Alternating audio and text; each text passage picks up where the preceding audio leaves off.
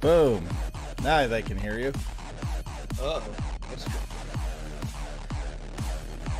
Oh, you gotta peep the shirt. Come to the dark side. It's more fun over here.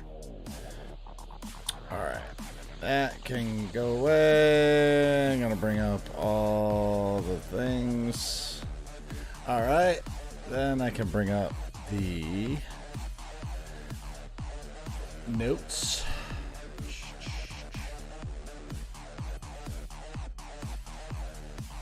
Now we just wait for Nick. So, but the wait, have you been on the live show with us? Nope. All right, so basically we mute Discord and we go into Riverside and we run it that way.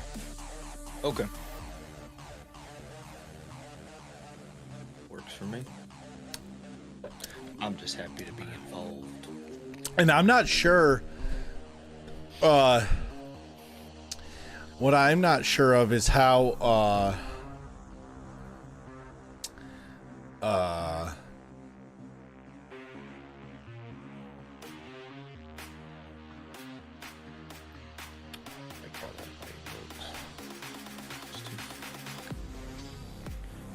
Was that?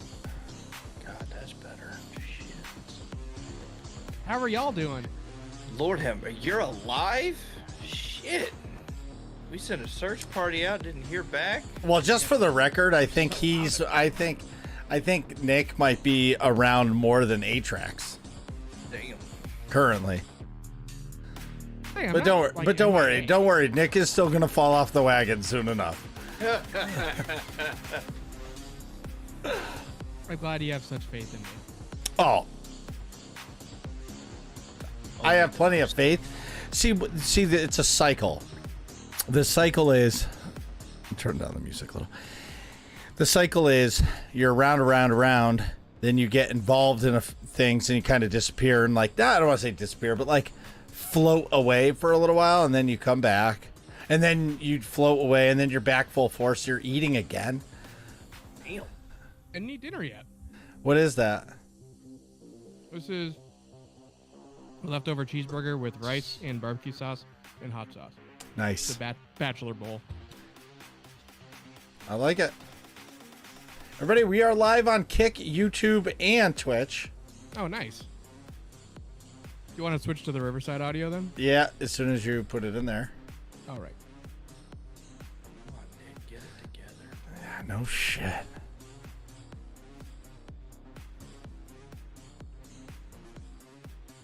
I want to get this show started. Let's get this party started, right? Party started quickly.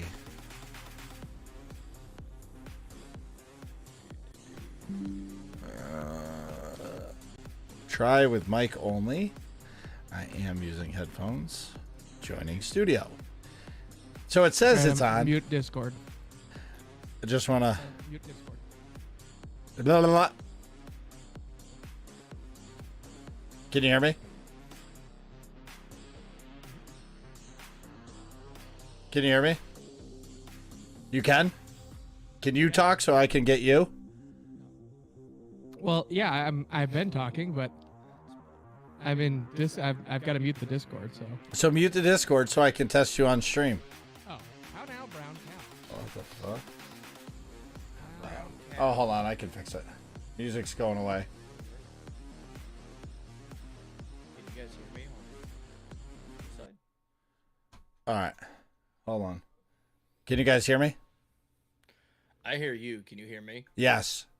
Okay. Nick? Yes. How now, Brown? I can hear everybody. I was just adjusting my levels. No, I'm adjusting my levels for you guys on stream. No, I know. Rayu, can you turn your gain down slightly? Perhaps? Is that better? Yes. Okay. Yeah, I fucked around with my sound settings. But you got to turn up the mic some. So yeah, gain down, volume up. We just want everything. Like face down, ass up. God damn it. It's very. Nick, you don't get to make those demands, okay? You've been whipped and chained. Oh, somewhere. dude, he is whipped You and can't chained. fucking find anyone. Oh, yeah, We dude. can't He's find you. Doritos went missing looking for you. It's like shit. everybody like the YouTube stream. All right, is that better? Boom, banging, I can tell. Yeah, it sounds better. banging. Better? Oh yeah. Yeah. It's always better to be too quiet than too loud. No. That's the fucking opposite for the stream. I don't care how in he sounds. Riverside. In Riverside, I don't really care because he's gonna sound fine. I care about if the people are gonna be able to hear him live. So can I get some real conversation out of you? Out of me? You got to buy me dinner first. Dude, man. you're Ah. still. He's still so low. So low? Yeah. So he's really loud in Discord and in Riverside. Well, not he's fine now, but before, like when I first joined the Discord call, I had to turn his volume down to like 50. Well, yeah, but that's Discord. I'm just talking about the stream. Yeah, so just crank him up. I can't crank him up because then I crank you up. Oh. Hang on. Let's try. It's because if he talks like a little baby back bitch, then like if he whispers, but if he talks like a man. You want me to be loud, but you don't want me to be too loud. Y'all are just fucking picky at this point. Oh, we're real picky. Well, Damn. I'm a equal opportunity volume acceptor. Marcus is like, it can't be too loud, but it can't be too much bass frequencies. Listen. Fucking hell. All right. My notes are done. Is that? I apologize. This is like 4 or 5 Jack and Cokes deep, so I have. It's totally fine. Oh, boy. You're doing great. All right, cool. Yeah, What's, but you can't whisper. You got to Right. talk like a man. I got a child 2 doors down sleeping.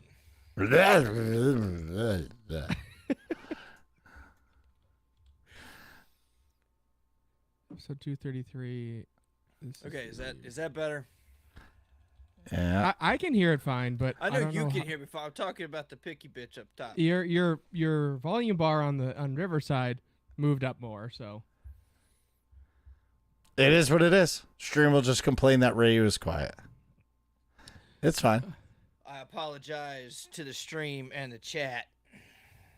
what was I doing? I want YouTube. I just want to pull your chats up here. Yeah, the 3 live chats. It's a Yeah. lot. That is a lot. Oh, But it was actually pretty funny on Tuesday because people are like, no, I'm here. Some strong beards on my screen. Yeah, old man, whipped man, and daddy man.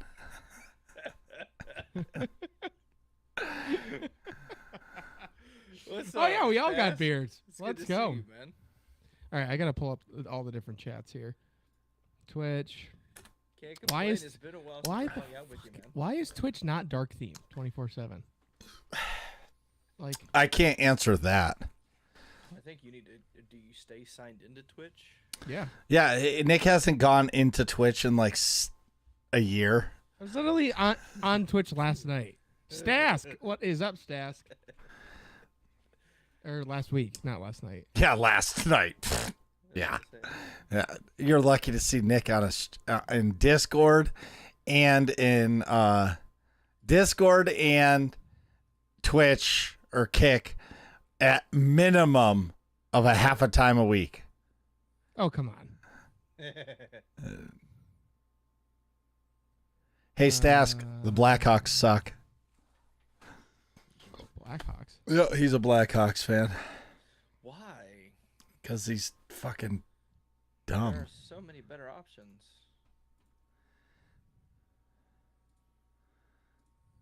I'm gonna punch you. Hey, we got some working class questions I'm putting in. Ooh, I can pop out the YouTube chat also. Yes. Perfect. Paste without formatting. Done. Dude, this is. You don't have a software that like puts all three of your chats together. I'm sure that exists, but I don't know what that I know There, it yeah, exists. yeah, that I've probably seen exists. it used. Yeah, so like this, it probably does. I just don't have that currently. Ah, Listen, I just got so the thing with Streamlabs multi-streaming, Twitch and Kick are auto-linked. Every time I sign in and I go live, I have to re-sign into YouTube, which is not that much work. But that requires you to actually remember your password. No, my shit remembers it. that's hard for an old man to do. But I will say I'm really pumped for this. Now, what happens when you throw TikTok into this crap? Like, then you have 4 chats to deal with. No, so the way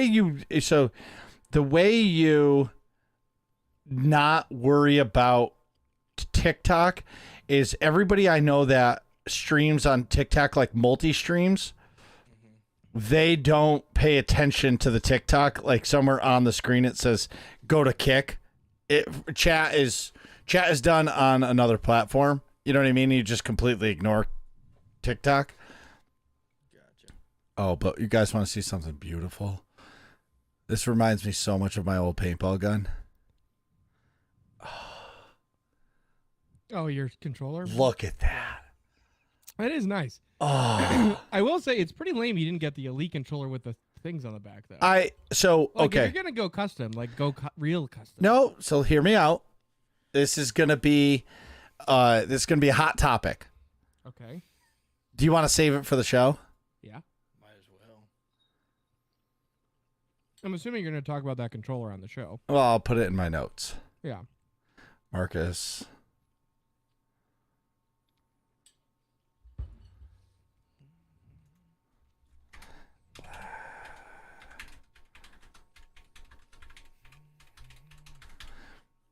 Okay. I'm ready to go. Stask, thanks for the work. Hello, everybody. I am not going to see you guys as soon as we start. Oh, Nick, make sure you like this stream on YouTube. I don't know how you do that, but Marcus B Gaming, the real Marcus, says that you have to like it. I'm just spamming the 100s. All right, I won't be looking at chat. Goodbye. I'm just here for moderating purposes. Oh, dude, and the fact that you don't, I got to figure out, remind me at the end of the show, if you remember, to give you permissions, because you should be able to come into this channel. Oh, okay. Right? Yeah. You and Feta should be able to come into this channel. Oh, okay. There should be no reason why you can't enter without being pulled. All right, you ready? I will be in about 20 seconds. Oh, bro, I'm just going to say it like, oh, did you hit record? Oh, yeah. We've been recording. Okay. Well, no, I'm just making sure. Dude, I'm learning how to create some pretty sweet shit in Minecraft, Oh, yeah? but I feel like I'm a fucking... I'm trying to, I feel like I'm a zookeeper. Okay? Okay. So I was playing with Ryan today, and I got really mad at him because I built a house. So he can spawn birds. Like you throw eggs and like all these animals pop up. Okay. So he was creating all these birds, but then he let them parrots, and he let them outside. Okay. I was pissed. So then today I said, so I made a bird sanctuary. I did like glass windows, a nice roof and everything. And every time I spawn like 60 birds and the thing is like floating around, he would cut holes in the roof and go, Daddy, they're flying out of the building. And I'm like, dude, I just worked so hard on that. And he would be like, sorry, Dad. That's hysterical. But like, I will say, it's really sweet. Like I got out of work today and I was home. Real quick, before you go to the next topic. No, it's the same topic. Oh, go ahead.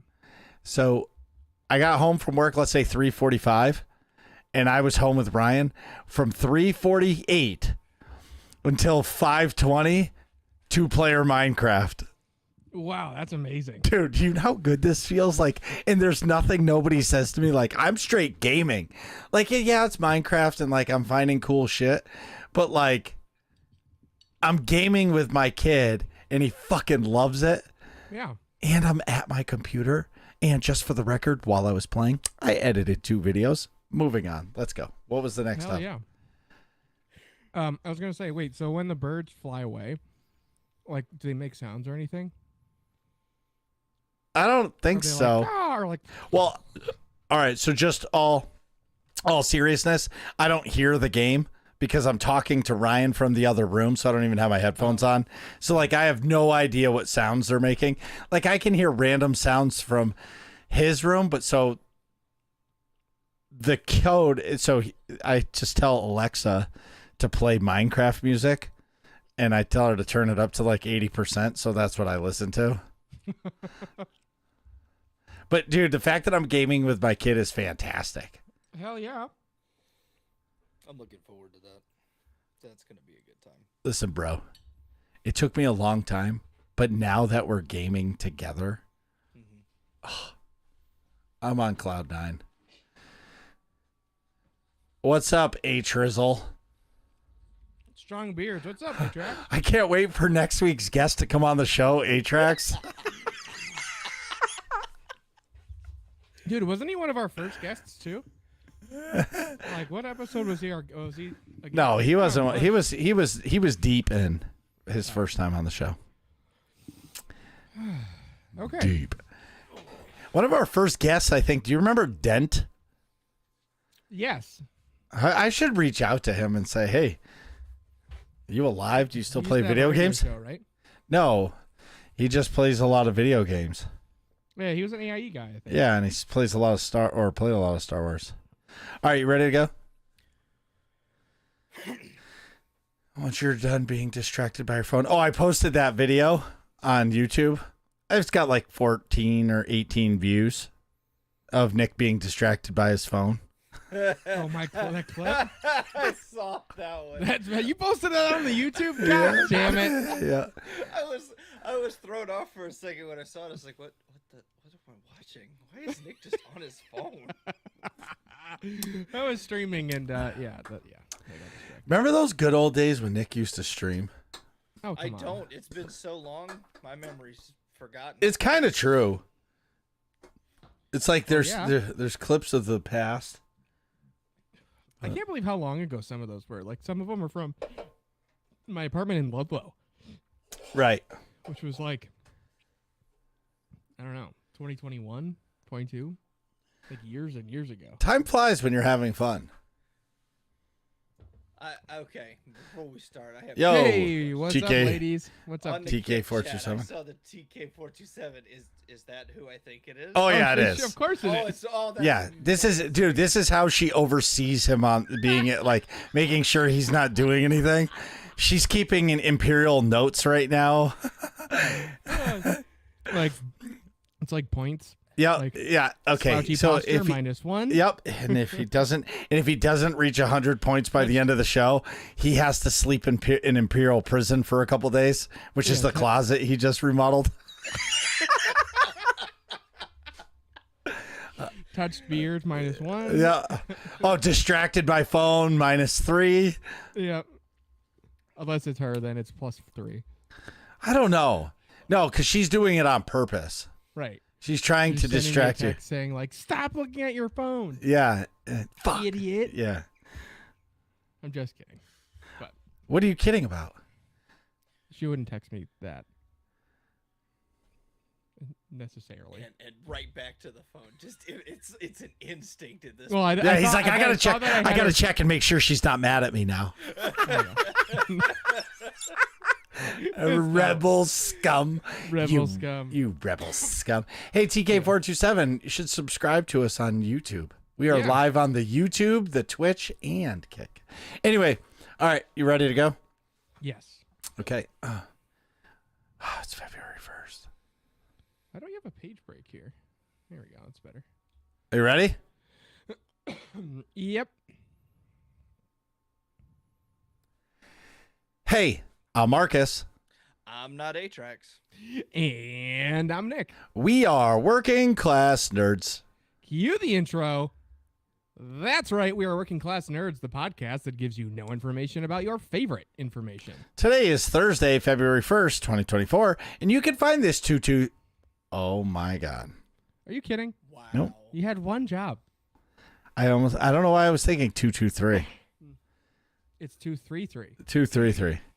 We do it nice because do we it do it twice. Streams. This is the pre-show. This is what you don't see. We should make that announcement because this is going to be live on YouTube, like the recording of the video. What do you mean? That this is the pre-show. This is not the actual show. This is not edited. Whatever. Who cares? Here we go. Oh, like a disclaimer? Yeah. Well, you should just make a scene and be like, hit a button and it's like music and it's like an animation. It's like, this is warning. This is the pre-show. That's a lot of technology that I haven't learned yet. Anyway, usually one okay. screen like Okay. Jackass. Okay, you ready? Can we go? Yep. Disclaimer. Okay, go ahead with the disclaimer. I had to burp. Disclaimer. This is the Raw podcast. The real podcast will come out tomorrow when TK427 allows Nick to edit the podcast and get it out to you guys. But before that, hey, Marcus. I'm not Atrax. And I'm Nick. We are working class nerds. Cue the intro. That's right. We are Working Class Nerds, the podcast that gives you no information about your favorite information. Today is Thursday, February 1st, 2024, and you can find this 233 podcast on any podcast format you can find in the galaxy far, far away.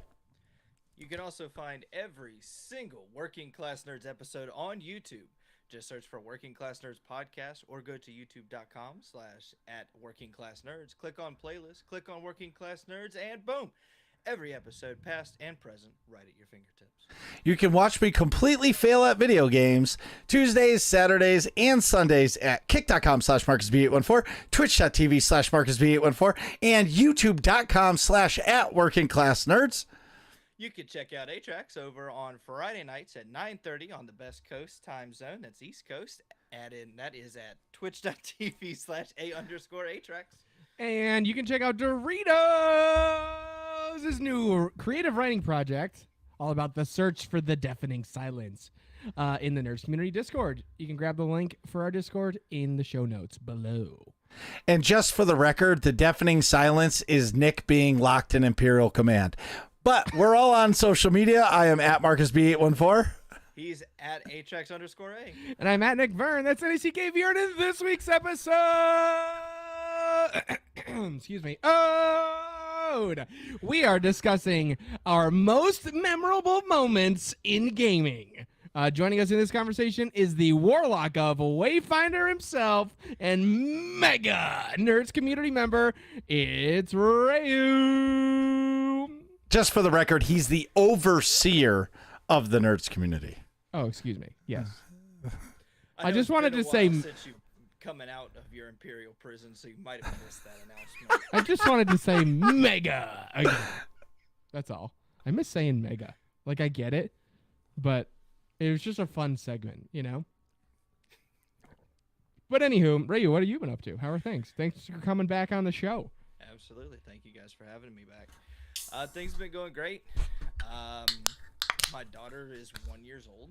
Whoa! Yeah, that's a Congrats. big fun time. Thank you. Yeah, made it to the big old number one. She's walking and is very opinionated about every damn thing. What she wants to eat, doesn't want to eat. She's gotten to the point now where she's throwing her clothes just everywhere. So, that's a fun adventure. It sounds like she's like one going on like 16 or 15 or something. Almost. The biting's there. The gnawing on everything that you go to sit there and you tickle her and then she just bites on you. Oh, lovely. It's great. It's wonderful. It's a wonderful experience being a first time dad, and it's going all too fast. I didn't think she'd be one this quick, but here it is. That's what they all say. Obviously not a parent yet, but Yet. I like how you put that in there.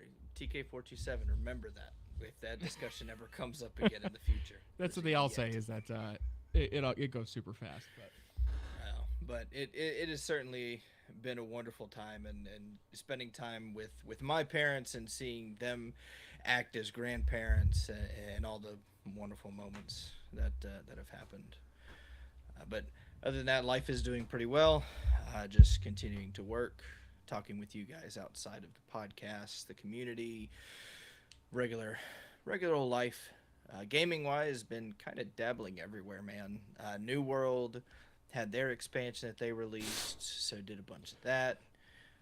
Wayfinder, ever since the changes where they're taking over their publishing arm, has been all full head of steam. I mean, they've done a lot of revisions, a lot of updates. I got to play with Marcus a little bit on it, so he got to experience. So it's awesome to see that despite the bumps in the road these guys have experienced, they're still producing good content. Let's see. WoW Classic, Season of Discovery. Jumped into that on a PvP server just because that's old school WoW. Hogwarts Legacy has been a fun little family game. Got my wife into gaming on that one. She's a big Harry Potter fan, so Nice. it was fun to play that with her and experience it. She's excited for new updates and stuff that are coming down with that one. Pal World, that's recently come out, which I know everyone's all excited about. Oh yeah. Whoa. Pal World. That's been a lot of fun. I'm looking forward to some of the different things we'll have in the future with the rest of the community, along with Call of Duty. Modern Warfare 3 Season 1 is going to be closing out in the next couple of days, actually. It's been fun. I was telling Marcus I made a tanking build just because I got bored playing with regular guns. Nothing better than running out as a riot shield and pissing people off. So Nice. That's sweet. oh yeah, but other than that, man, how have you been, Nick? I'm good. I have not been doing a lot of gaming, which is annoying, but I have been. I can't believe it's already Thursday again. Like, it felt like Thursday was like Tuesday of this week. Like, what did I do that I didn't play a lot of games? But I have been applying to a lot of jobs, which is kind of interesting. That's like its own game. It's like I feel like it's I haven't like actually had to do that in like a long time. Like, or maybe ever, I guess. Like, actually like make a LinkedIn profile that looks professional and like get on like Indeed and all those sites and then like fill out the same information 4,000 times. It's like, if I have to answer, do you need a work visa? Like, do you need sponsorship?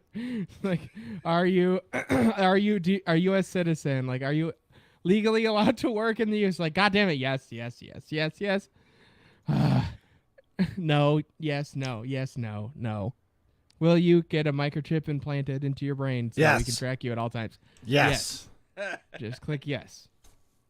But anywho, I also finished the Bad Batch Season 2, which I forgot that I didn't finish. Ugh. And Season 3 comes out. It was okay. It was better than Season 1, but Season 1 was like a real turd. So, besides It's the the first worst couple show episodes- ever. Yeah, Bad Batch is terrible. But Season 3 looks like kind of exciting because it's Ventress, but that's about it. Well, it's going to be the whole reason why I'm going to watch it is because it's going to be the turn for Ventress to go from the light side to the dark side. You mean the opposite? Dark side to the light side. I was about to say Ventress is always dark side. Yeah. Tip point. Dark to light. There you Light go. to dark. Yes, you're right. I said it backwards. Yeah.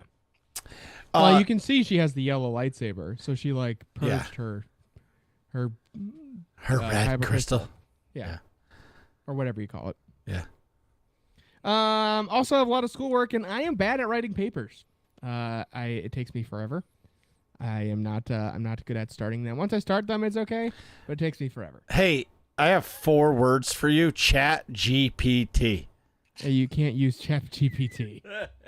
They have stuff that detects that. He missed all of that. He waited too long to Yeah, How- wait, if you I was know, in you school just- in like 2020, it would have been fine.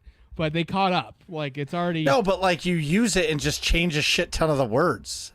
Yeah, Yeah. but the amount of effort it would take to change all the words, I could just actually write the paper. You know what I mean? And like half the time, it's not even. Well, you can't have ChatGPT write a paper about me. Okay, so can I let okay, well, whatever. ChatGPT can do anything. It's not Gladys from Portal. The Like- cake is a lie. Yeah. All right. So your homework, Nick, this week is to sit down and tell TK427 that you're not doing house chores. You're going to play a video game for an hour. I don't do any house chores. She does them all, and then complains when I like inevitably fuck it all up. Yeah, Like, but what I'm make a saying, mess. well, the other thing too is like once you have your basement, your dungeon, Yeah. your Imperial prison finished, and then she can lock the door at the top of the stairs. Once you have that, I feel like you're gonna have more time like to game. Yeah, it's hard because I'm in between the two places too. So it's like, I don't know. That's not that big a deal, I guess, in terms of gaming, but it's just tricky to rock a rhyme that's right on time. You know what I mean? I do. It's a lot. It's just extra shit. That's all. Yeah. But that's all I got so far. Marcus, what have you been up to? A lot. So, as you guys, if you were here in the pre-show, which will not be in the regular show, I've been playing a shit ton of 2-player Minecraft with my son. He's 5. He loves it. We build some ridiculous shit. And it's really interesting to watch my 5-year-old create what's in his mind.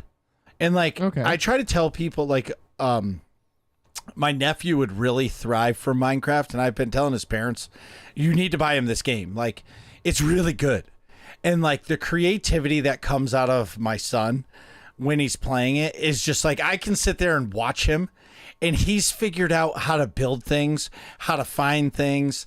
Like he digs trenches and he does the stairs going down because he knows you can't dig straight down or you're screwed. Yeah. You know what I mean? Like there's so many things that he's learning, but the biggest thing is the creativity, how he knows that when you build a house, you have to put a roof on it because you're going to get soaked when it starts raining. You know what I mean? Like, yeah, the Yeah, like torches, teaches him. right. The torches don't get blown out, but the point is he's Still learning. teaches him like Yes. logic and like Yes. deductive Log- reasoning. yes. And like physics and stuff like Yes. And it's really awesome. And then he'll build something that he's really sweet about. And then I'll build like this giant tower next to him. And he'll start deleting it as I'm building it. And it's actually pretty funny to watch because he gets so mad at me. that. He's like, Dad, you're not. That's Trump like making Yeah. his thing look But bad then or I'll something. disappear and I'll start building something. And then I'll be like, Dad, come here and look what I built. I gave you a green bed, buddy. Green bed. And I'm like, all right, I like it. Well, that's cool. So shout out to that. So I've been making a crap ton of videos. I've mostly been doing shorts. Oh wait. Also, this week Marcus is extra museum quality. His birthday was yesterday. That's right. It was. Yep, Saturday's my birthday stream. I was gonna announce it when I go live. I wasn't gonna tell anybody. And yeah. But fuckers. Anyways, so Wait, how old are you now? I am 41. Are you? Oh, well, that's funny. You're really 57. No. He's 41. Yeah. No, if I was 57, that means my kids would be like old. Yeah. And like I would be like gaming all day, not talking to Carrie at all. Yeah, I was trying to find an age joke in there. I didn't find it, but It's all right. It's all right. No, okay. You're old when your friend's daughter is in high school or a freshman in college, and she tells you how excited she is because she's going to a 90s a 90s party. And you look at her and go, why would you do that? It's like the worst. Like, not what are that you guys fun. listening to? Oh, we're going to be listening to Nirvana. And I'm like, why the fuck would you ever want to listen to Nirvana? Wow. Well, I like Nirvana, but I wouldn't about like to say, have that at like No. a party. No, It's not what I think of when I'm thinking of like partying music. You know. It's not what I think. Well, I mean, if they're going with 90s. yeah, they're going to the 90s themes. Oh, yeah, that's dude, you were perfect. listening to Perfect. TLC's Waterfall, Coolio, Gangsta's Paradise, Tupac, California Love, and Nirvana. Oh, but then there's like really good bands like Stone Temple Pilots. Yeah. You know, like that's legit as fuck. Yeah. No, writing on that same note. So I actually, I asked my parents this.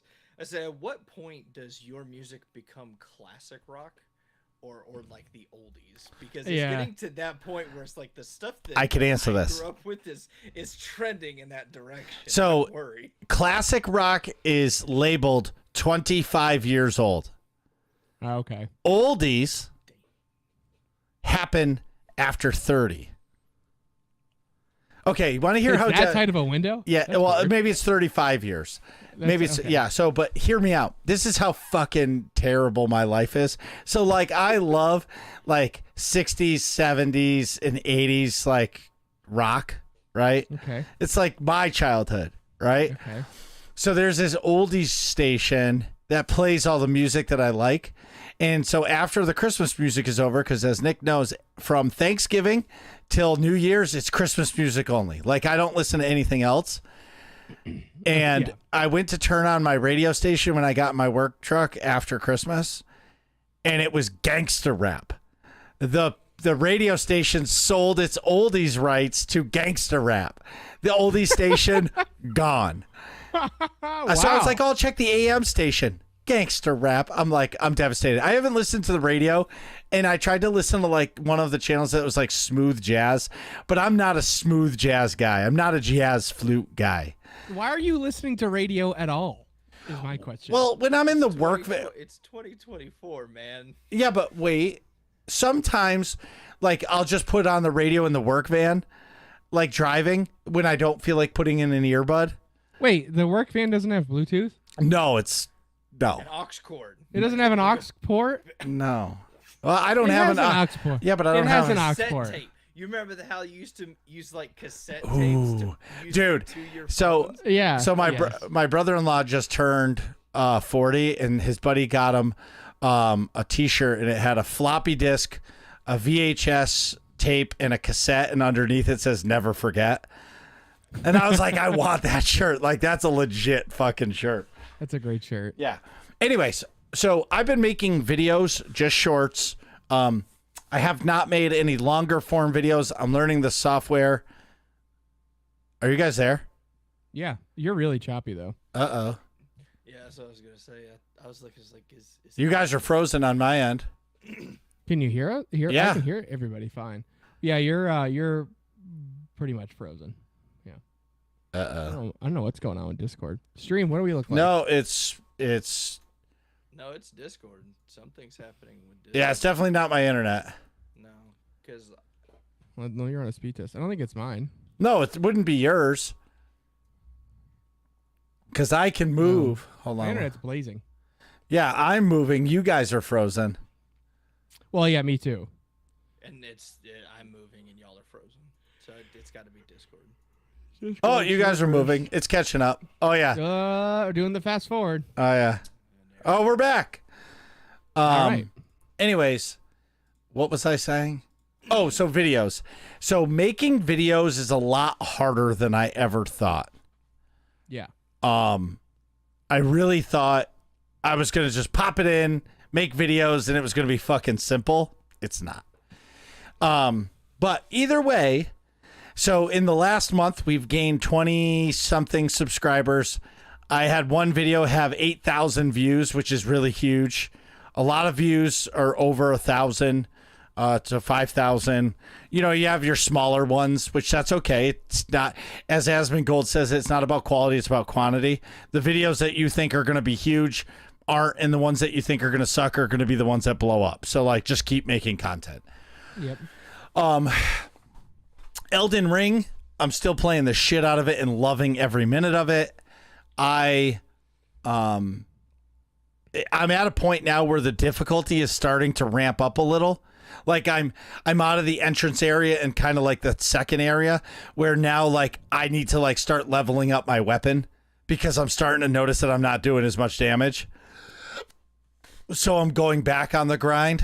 But I definitely need some more endurance because I'm finding that some of the bosses where I need to roll more, I'm running out of stamina. Me in real life, where Rule 1 cardio is not with me. Yeah. You know what I mean? How about Rule 2 though? Roll tap? is him flopping like a fish. No, I think Rule 2 is also cardio. Oh yeah, it is. Rule 3 is double tap. Exactly. Yes. Rule 3 is double tap. We're quoting Zombieland, everybody. Such a great movie. That's an underrated movie. Yeah. And then my final thought with Elden Ring right now is that I've gotten to the point where like I still don't understand that runes. Like there's going to be spots where I'm going to get like 30,000 runes at a time, but I'm still in a mindset that like 10,000 runes is a lot because I'm trying to level up. But it's really not a lot. But when I lose them, man, it fucking soul crushing. Like when I lose 10,000 runes, I'm like devastated. My life is over in the game, and it kind of deflates me. I'm like, do I want to keep playing? Just do it. Get Well, back on the horse. I think There's always more runes. Yeah, last Saturday I watched the Royal Rumble. It did not stream. It was fantastic. I am 100% back hooked on WWE wrestling. Like I love it all over again. Great. Yeah, I can't wait for the new the WrestleMania party. And then last thing is I bought a new controller today. And I'll show everybody a picture of it. I showed everybody the guys earlier, but I will put it up in front of the camera. Pacow. Black and gold, baby. Nice. So if you're just listening, it's a Xbox controller that's customized to be black on the backside, and then the front is like a dust gold fade to black on the like. Yeah, I forget what it's called. Hold on, I can tell you what. Nice. Yeah, I can tell you what it's called. If you like controllers. So, hey, listen, if you like, how about this? If you're on TikTok right now for the 2 more days, they have a 40% off coupon. Yeah. Through the TikTok shop, but Newegg has a store there. So I got this controller for $50 shipped, which it was really like $43. Oh. Because they have a crazy deal. Like you can get a standard issue like this controller is like the Velocity Yellow or whatever, Volt Electro something. This controller you can get for $30 delivered to your house. Wow. And then the PS5 controllers, because they're $70, I think delivered to your house are like $45 via the TikTok shop. Yeah, like that. But they have awesome colors, not the standard issue white. Hey, I'm just saying this controller is better. Okay, so do you want to have this conversation? Oh, the controller's called the Gold Shadow. And really what it is it reminded me of my old paintball gun. My paintball guns were always black and gold or some kind of purple and gold or black and gold. But anyway, Nick asked a question earlier.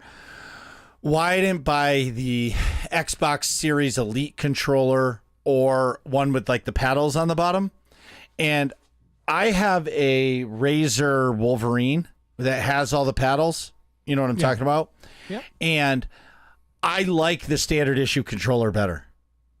Really? Yeah. I don't know what it is. Maybe it's the comfort, maybe the way it fits in my hand. It's just the only other controller that I really liked that is custom is the Scuff, which is like the Corsair brand, Scuff Gaming. Those controllers were legit. I held them. How many times did I go back to it at PAX, Nick? Like a lot. Yeah, I went back a bunch, but they were like $300 for a controller. I'm like, I'm not spending $300 on a controller. Like I don't use a controller enough to do it. Maybe now that I'm playing Souls games, I will, and Wayfinder. Maybe I will, but I really like the standard issue. Like this controller is awesome. Maybe I don't need the custom. But it is an actual Xbox brand. It comes directly from Xbox, this controller. It was just the color scheme, the customized buttons. Well, that's cool. Yeah. So I'm super excited. One last more thing is that the Wayfinder next week, Snarf from the community team of Wayfinder is coming on the podcast next week. Whoa. Yeah, that's a big episode. So we've been trying to get him on the show for a while. But he's busy. He's a community manager of a giant game, right? They lost their publisher. I'm sure they had some drama that they had to deal with. And as you guys know, I'm persistent as shit. So, like, I'll leave you alone for a month or two, but, like, I will circle back and ask you to come on the show. Oh, yeah. Another guest that is coming back that I am super duper excited to have back is Brune. Date unknown, but Brune's coming back. Whoa. He's a fucking monster. Like, he's supporting our channels so much, and like he's such a good dude, and like he's such a good content creator. I want that dude back on the show, so he's going to be coming back soon. Anyways, in AIE news, Tuesday nights 9 p.m. Eastern is Clan Night. In Destiny 2, we start off by doing weekly missions or whatever fun we have, but we always end the night with private PvP matches. And I was always anti-private PvP matches because you're not gaining levels or XP or anything like that. But I really enjoy shooting my friends. I get it. And we have a thing. So like you do when you first start, everybody goes in and it's called Rumble. It's every man for themselves, right? Whoever wins that match then goes to then picks the next game mode, and then we can break out into teams or however we do it. But it's a nice way to keep it fair. Like, hey, if you win, you pick our next game mode, and we do a couple of those, and it's just really lighthearted and fun. And I kind of like how everybody just talks shit to each other. Pretty much everybody just wants to shoot me. And then Saturday nights, 8:30 p.m. Eastern Standard Time, or maybe Central Time, which is 9:30 the real time. Saturday night Lotro, Mei Lung hosts a community night in Lord of the Rings Online, which is a MMO based in the Lord of the Rings franchise. And if you are not a graphical whore like myself, then Lord of the Rings Online is amazing. Like, the story quests are unbelievable. The gameplay is unbelievable. And you're going through the time, I think, like, you're going through the time of the movies, because you go through and there's this part when you get to the move, like in the game, where like you go through, what's his name? Aragorn. Yeah, Aragorn gets married. Like, that's in the game. Oh, wow. So like you're riding with it. So like if you like an MMO, like I love Lord of the Rings. I wish they would when they announced that they were making a new MMO for it, I was really excited for it. But, you know, that got canceled by Amazon. You know what I've actually been into a lot this week is that I forgot to talk about was Critical Role? Well, yes, but no, Lord of the Rings like lore. Oh, dude, like, it's amazing. Like going way back to like the Silmarillion stuff and like the Valar and Maiar and like right. The like how the world was created and all that stuff. Yeah. And then like who like Morgoth actually is. Morgoth. Which is the real Dark Lord and that Sauron was like a lieutenant of. Mm-hmm. It's really interesting. I didn't realize that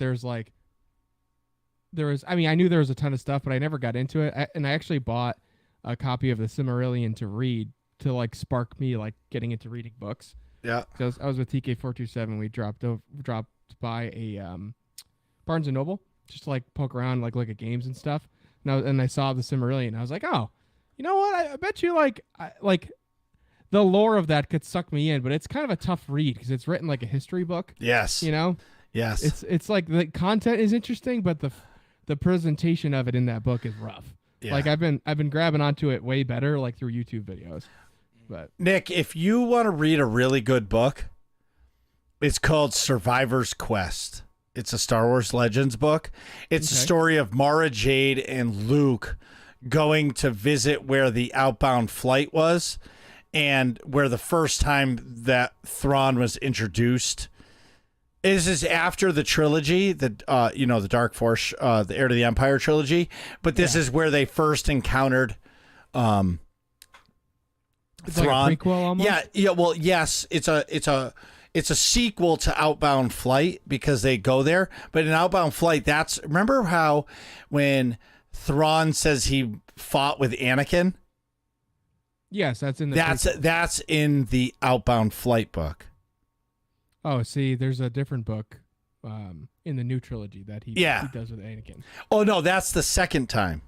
But this is Legends, so this is whatever. Well, but anyways, so the new trilogy that redoes that is just redoing the Legends content. Right.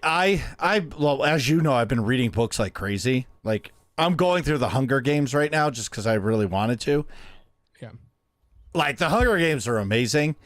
I'm just about done with the first book, and it's way more graphic than the movies.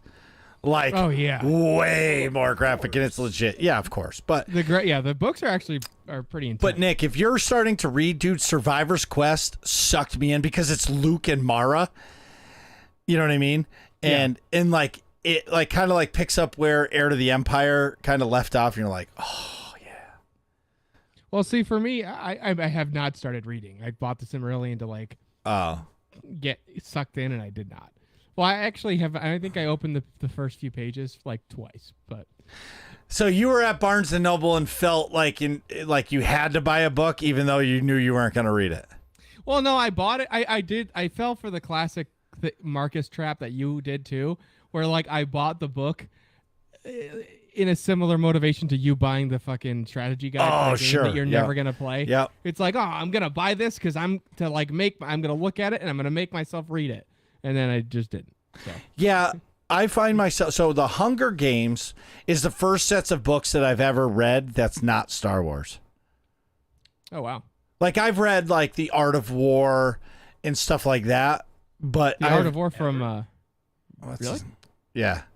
Wait, so like ever? This is like your first set of books outside of... As an adult, outside of school, I should say. Yeah. Outside of school, all I've ever read is Star Wars books. I can't, like, I'm a Star Wars guy. I love it. Like, I can read a Star Wars book and be immediately sucked in. Like, I finally finished Path of Destruction for like the 7th time. It is so good. Dude, it's so good. That's a great book, man. You could skip all the way to the end of the last 3 chapters, and just the writing alone in those last 3 chapters are unbelievable. Like what happens to Darth Bane is insane. Yeah. And like how Xana is so hot, but she's so like evil. Oh, she could treat me bad. Marcus wants a woman who's going to treat him bad. Yes. Clearly. Yep. The ISB agent from Andor. Oh, dude, she's smoking. Oh my God. What the hell was I just talking about? I'm afraid to click the meanwhile back at the ranch. I gotta add that sound to the Discord. Yes, you do, because that would play. But anyway, I know. Well, you know what else is in the Discord? And also, he's pulling his cock out. But wait, there's more.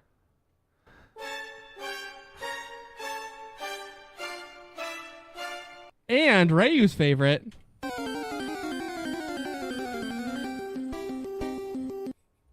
Anyways. Every time. I should have known better. I had the one headphone on in the beginning of the episode, so I was expecting it. Terrible. It doesn't get old. No, Like, it 'cause does not get old. It gets me so authentically every time. That's Yes. why. I like actually think there's somebody like in the fucking closet next to me. I think that's part of the problem is there's actually a closet door to my right that nobody should fucking be in, obviously. So Anyways, so if all this sounds fun to you, go to aie-guild.org, get our Discord information in the top right-hand corner of the website. Once you click in the Discord, click on whatever games you're interested in, check us out, and if you play any of those games that we have a guild in, please ask for a guild invite, because whether or not you play Destiny 2, Star Wars Old Republic, Guild Wars 2, Lord of the Rings Online, WoW Classic, WoW Classic Hardcore, WoW this, WoW Retail, WoW in the past, WoW in the future, all 15 different World of Warcrafts, and oh wait, can't forget WoW 2024. We would love to have you. So normally we would take a break right now, which I don't even know how long we've been recording for, but I'm sure 45 minutes. Yeah, so Nick definitely has to pee. So we will be right back. All right. What's up, chat? I am actually gonna go. Polar Knights. I love the men's cam. It's like the perfect evolution of beard growth.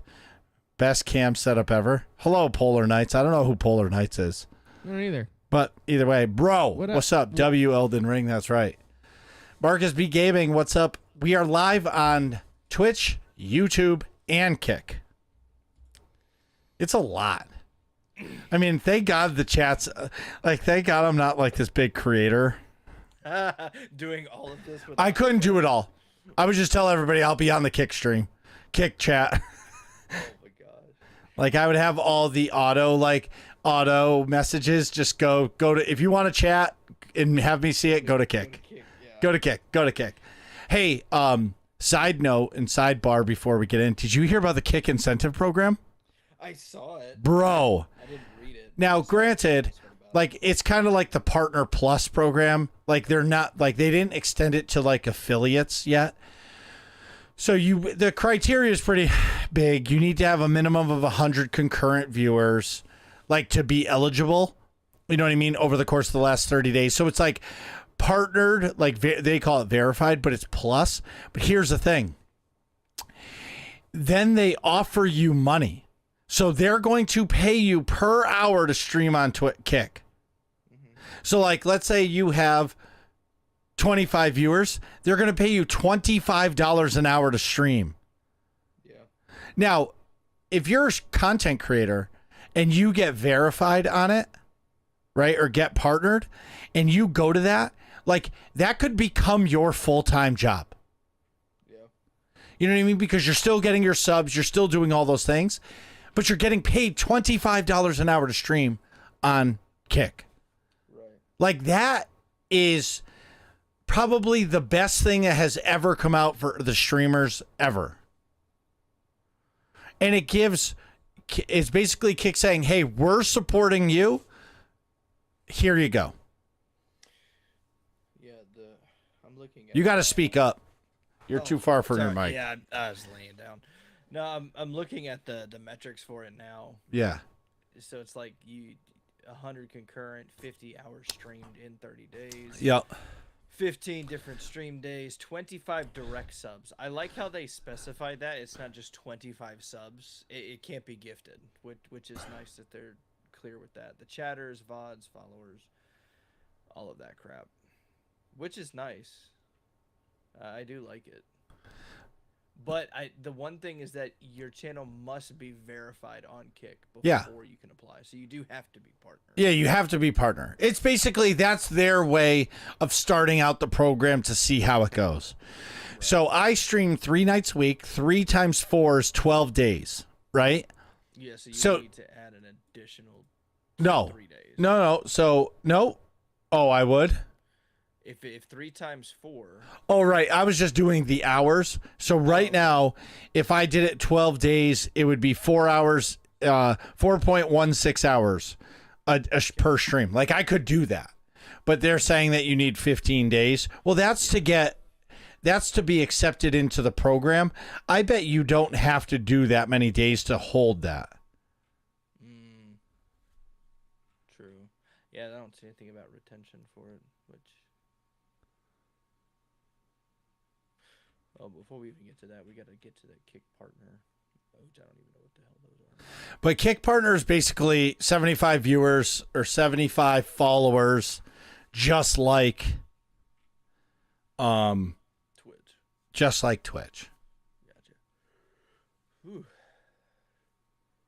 But either way, I think that just them doing this, it's way better than the Partner Plus program on Twitch. And I was actually reading an article about like comparing Twitch and Kick and YouTube, and Twitch is actually going downhill. Like completely in comparison. Like I look at Twitch versus Kick. People are like, oh, I like Twitch better. I like Twitch's platform better because Twitch is like the old World of Warcraft. World of Warcraft came out in 2004. Star Wars The Old Republic came out in 2012. Of course, when SWTOR releases in 2012, it's not as good as the game that's been out for 12 years. Right. You know, once Kick has channel point redemptions like that, that's a feature that I'm really looking forward to.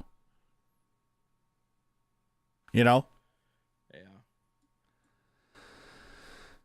I'm also looking. I'm looking at the Twitch is holy shit. What are they thinking? What do you mean? I'm looking at the Partner Plus program for what their shit is. Oh, dude, it's insane. To qualify, partners must maintain a sub count of at least 350 reoccurring paid subscriptions for 3 consecutive months. Yeah, but if you're in the top 0.5%, that's no problem. That's insanity. Yeah, but to me and you, but to those streamers, dude. Yeah, that's true. No, but this is the thing: is that it's up to a maximum of $100,000. So they're changing that. Oh. They're changing that to be unlimited, but what they're doing to compensate for that, they're keeping Prime subs. So Prime subs used to give you a $5 or $4.99 sub. Now they're cutting that in half. So now your Prime sub is only giving you $2.25. But then you got to cut that in half so when you give somebody a Prime sub now on Twitch, they're only getting $1. That's terrible. For small streamers, correct. Where Kick is giving me $4. So this is the thing I'm saying. Like, Kick is giving you $4.97 for that. Main Ace Chase, thank you for the raid. What's up, buddy? Welcome to the Working Class Nerds podcast. You're awesome. We're on break right now. This is our live show. The full edited version comes out later.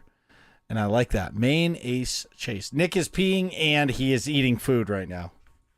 Let's see. Is he chewing? He's chewing. Oh, hey, man. I don't remember Sharing some that being podcast on your love, dude. Point redemption. God dang. Main Ace Chase, dude, you're awesome. I am going to drop that follow button. We got rated by Main Ace Chase, dropping a podcast love. Thank you very much for this. Welcome to Working Class Nerds.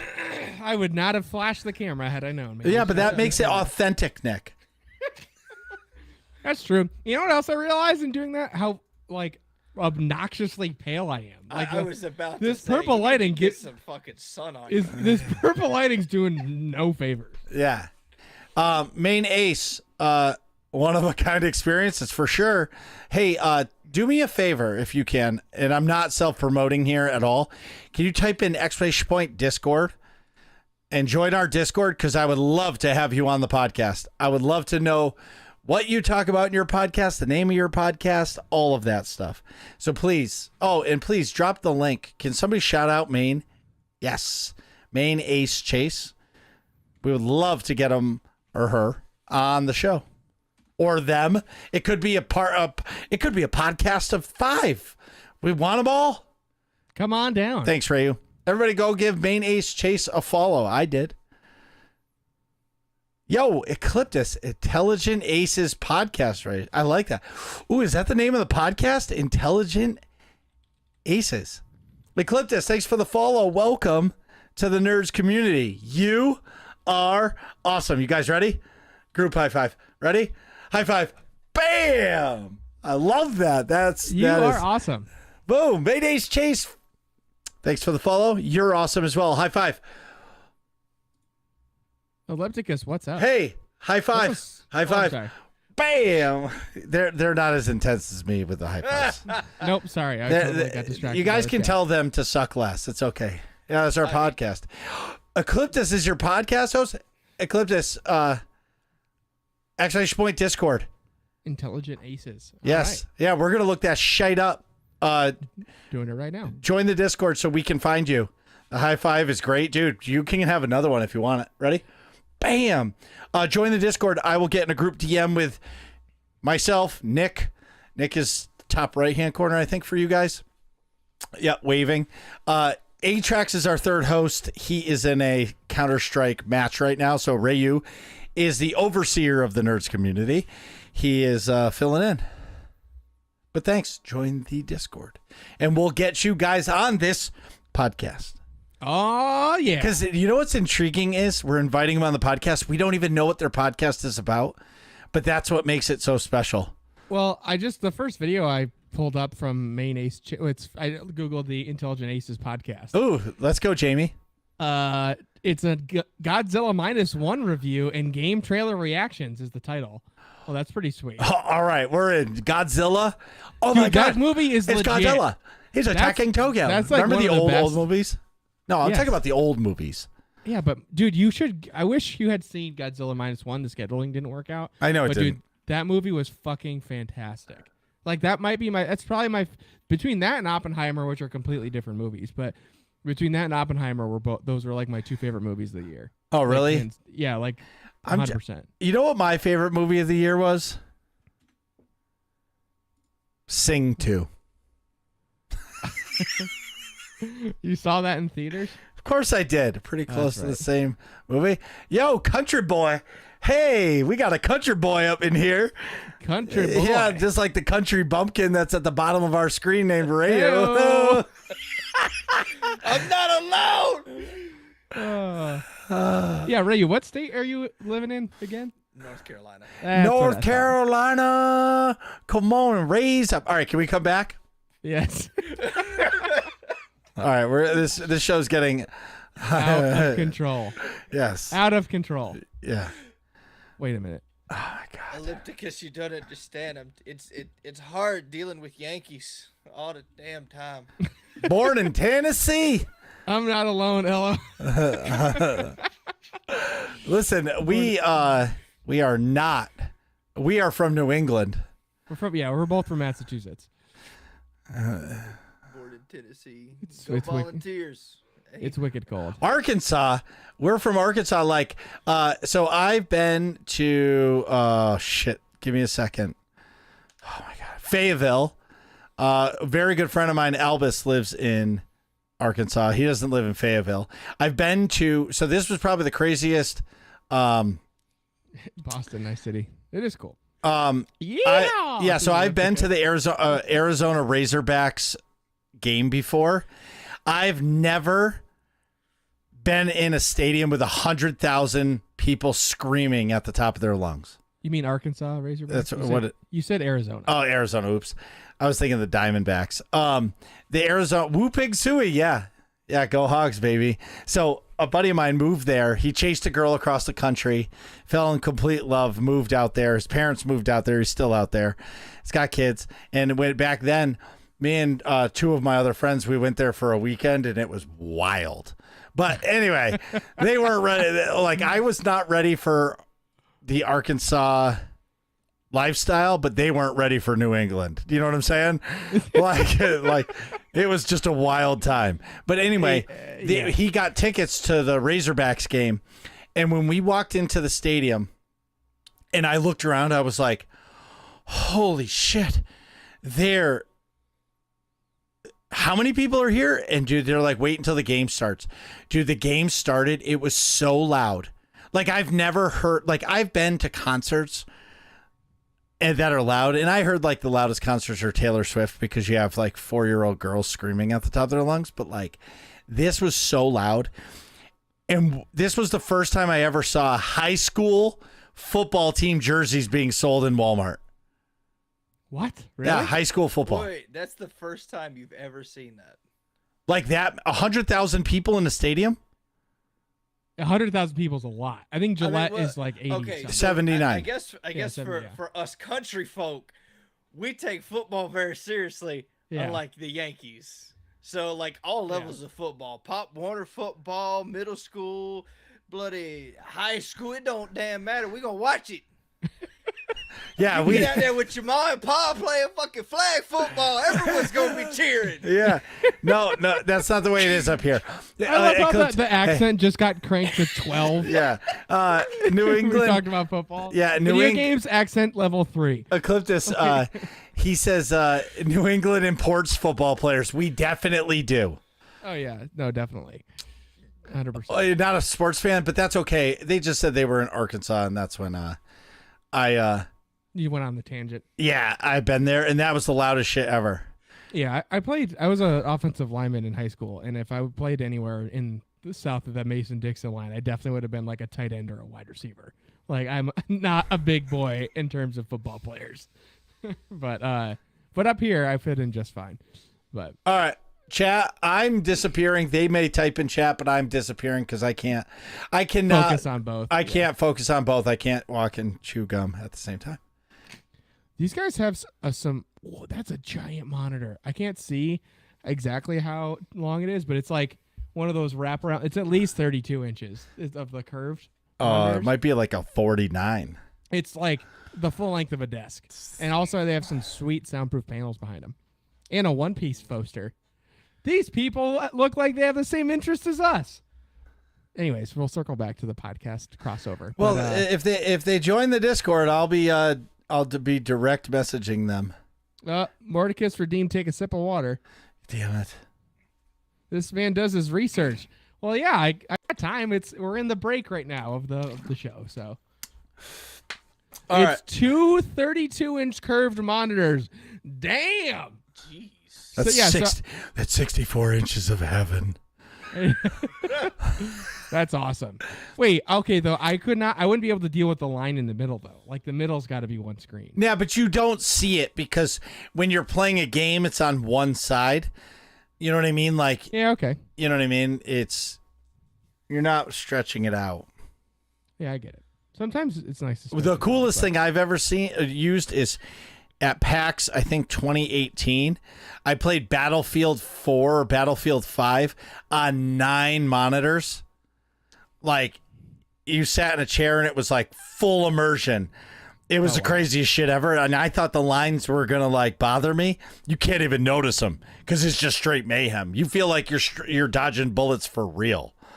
Oh, that must have been cool. Joey Feta has 3 curved monitors. I don't know what the size is. If it's because like I have two in a vertical, like regular one, and I need a mounting setup. That's when I get my Imperial Prison setup finalized. I have it in my cart, the mounting setup I want, but it'll actually be on the same level. But it's a little odd to have it like disjointed. But if you have it all together, I bet you it's really nice. And everybody in here, before I go, exclamation point kick and exclamation point YT for the YouTube. We mostly stay on Kick. Kick's my home, but we're also growing the YouTube channel. So exclamation point YT, exclamation point kick. Okay, ready? What's up, Dash? I can't see you, but Nick said it. Yes. Dash Wish. Dash Wish. Yes. Oh, did I not set him up? Oh, Dash Wish typed in exclamation point kick on Kick. On That's the Kick, fact. yes. Yep. Be sure. Oh, Cliptus, thanks for the follow on Kick. High five. Bam. And me and Ace Chase said they're in the Discord. Bam. Well, After the show, I will. Welcome to the Nerds community. High five. All right. You guys ready to come back? I'll lead us in after Yeah, you you. can. You want me to bring us back? Yeah, do whatever you want. I'll Oh, click shit. the button. Here we go. I'll do it. It's fine. All right, here we go. You can do it. You do it better than me. I'll lead us into the games. Okay, deal. Ready? 3, 2, 1. And I was waiting for it. I saw the finger get ready. All right. 3, 2, 1. And we're back. So today we're talking about our most memorable moments in gaming.